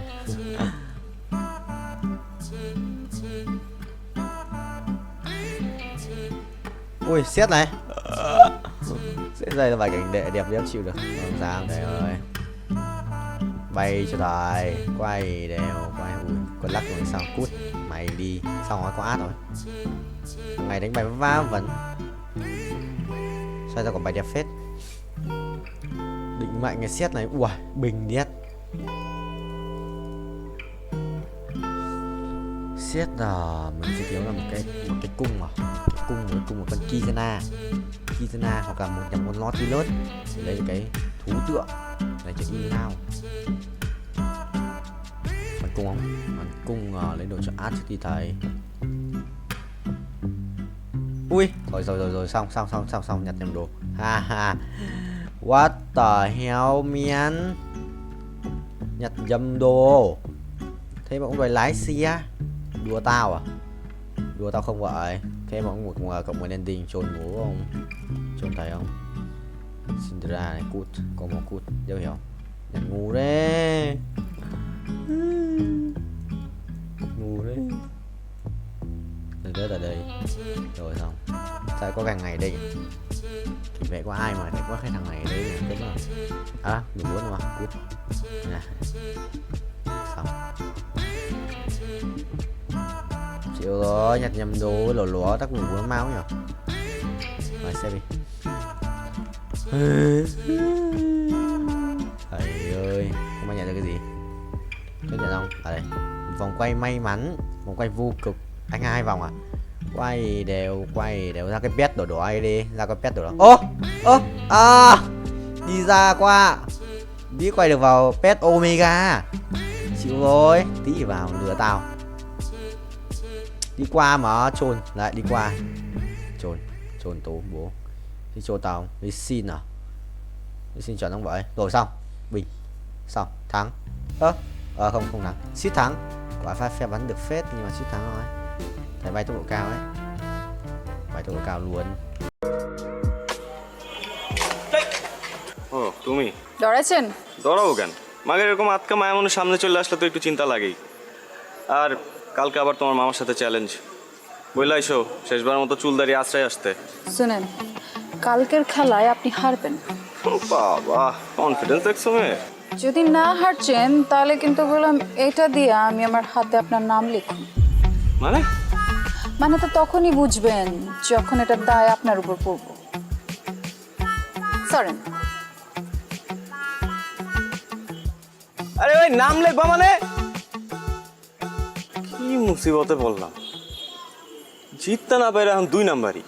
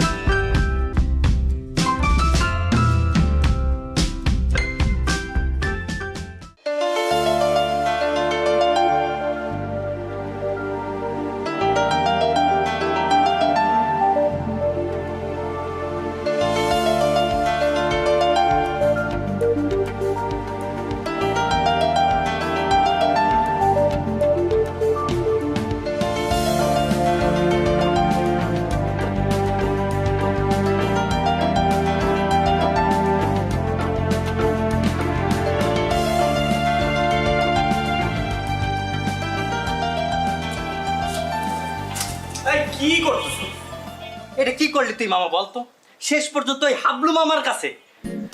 Sorry বলছি তো, মিস্টেক হয়েছে। আর এটা খেলা না, খেলাতে হার জিত থাকি। এই কথা তুই বলতেছিস? 3 বারের চ্যাম্পিয়ন নিলয় বলতেছে এই কথা, শেষ পর্যন্ত খেলায় হার জিত থাকেই। হ্যাঁ বলতেছি, এবার হয় না আগামী বার হইব। আর শোন, আমাদের না বয়স বেশি হয়ে গেছে, ঠিক আছে? এখন এটা জুনিয়রদের করা কাম, আমরা অনেক সিনিয়র হয়ে গেছি। এই দাঁড়া জুনিয়র, হ্যাঁ? কোন অ্যাঙ্গেল ওই হাবলু মামার তো জুনিয়র মনে হইলো কত দেখি? এই কথা শোনার পরে ওই হাবলু মামা সানফ্লাওয়ার তেল মাইরা ঠিক ঠিক করে হাসবো। তুই এমন একটা কাজ করছিস মামা, এলাকায় মুখ দেখানোর মতো অবস্থা থাকলো না। টাকা দিতেছি, একটা কাজ কর, বোরকা কিন না পিন্দা করতে থাক, ঠিক আছে? এলাকায় মুখ দেখাই তুই না। দাঁড়া, আমার মনে হইতেছে কেউ তোরে তাবিজ করছে। তুই কখনো তো এই কথা বলার ছেলে না, কি হয়েছে কত? কোনো তাবিজ টাবিজ কিছু না। আর শোন, আনোয়ারের রহিম বাবুর ছেড়ে আনতে পাঠাইছিলাম, কই হয়? ভাই আসসালামু আলাইকুম ভাই। ওয়ালাইকুম আসসালাম। আনোয়ার কই? ভাই পাঠায় কই জানি গেল গা ভাই? কামটা কি হলো ভাই? কালে গেমটা এটা গেলেন? যাওয়ার হইছে, কাজের কথা আসি। লাইলির পার্টিতে কাচ্চি করে দিব। না ভাই পারুম না, মাফ করে দেন ভাই। আপনার লেগে আমার জানা আছে, রুমের লেগে আমি ভাই কাচ্চি বাচ্চি রাখতে পারবো না ভাই। তুই কি কর? রহিম ভাই মাথা ঠান্ডা, মাথা ঠান্ডা। তোমাদের ছাড়া হইব না তো বিষয়টা। এমন কাচ্চি খাওয়াই ফিরব, মনে করো 7 দিন যাতে কেউ বাথরুম থেকে বাইর না হইতে পারে। বুঝছো না বিষয়টা? পারো না? যাও এবার রেডি করে গিয়ে যাও তাড়াতাড়ি।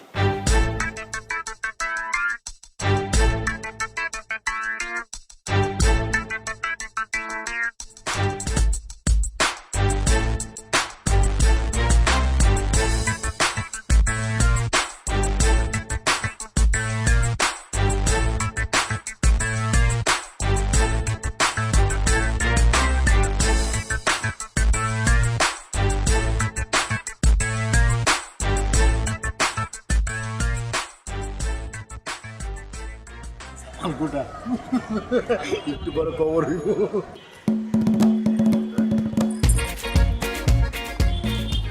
তোমরা আমগুলোকে বইতা।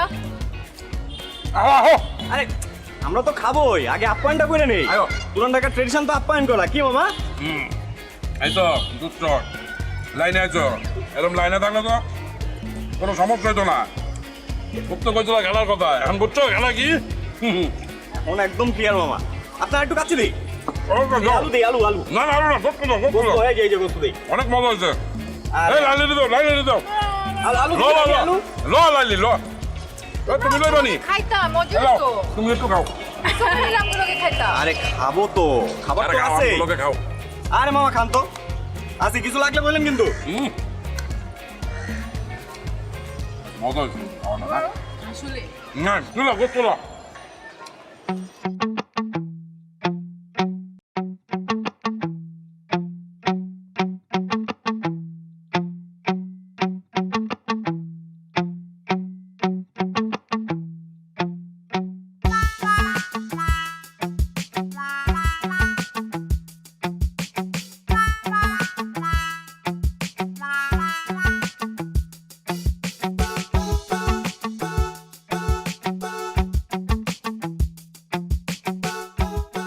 এইবার লইয়া কয়বার হয়েছে?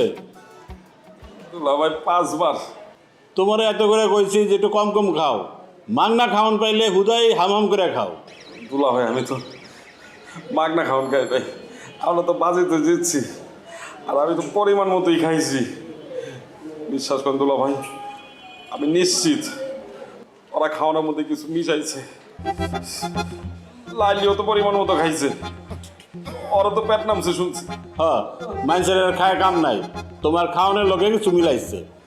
ভাই আপনি জানেন না, ওরা অনেক ডেঞ্জারাস, অনেক ডেঞ্জারাস দুলা ভাই। ওরা প্রত্যেকটা ধরে ধরে ফাঁসি দেওয়া উচিত দুলা ভাই। আমি খালি একটু সোজা হয়ে দাঁড়াইলি, তারপর দেখেন আমি রাজপথে নামবো, রাজপথে নামবো, আমি আন্দোলন করবো ওকে ফাঁসির লিগা। যাও যাও, তুমি তোমার কামে যাও, আমি তোমার লেগে কেড়ে বয়ে থাকো। আপনি একটু বসেন।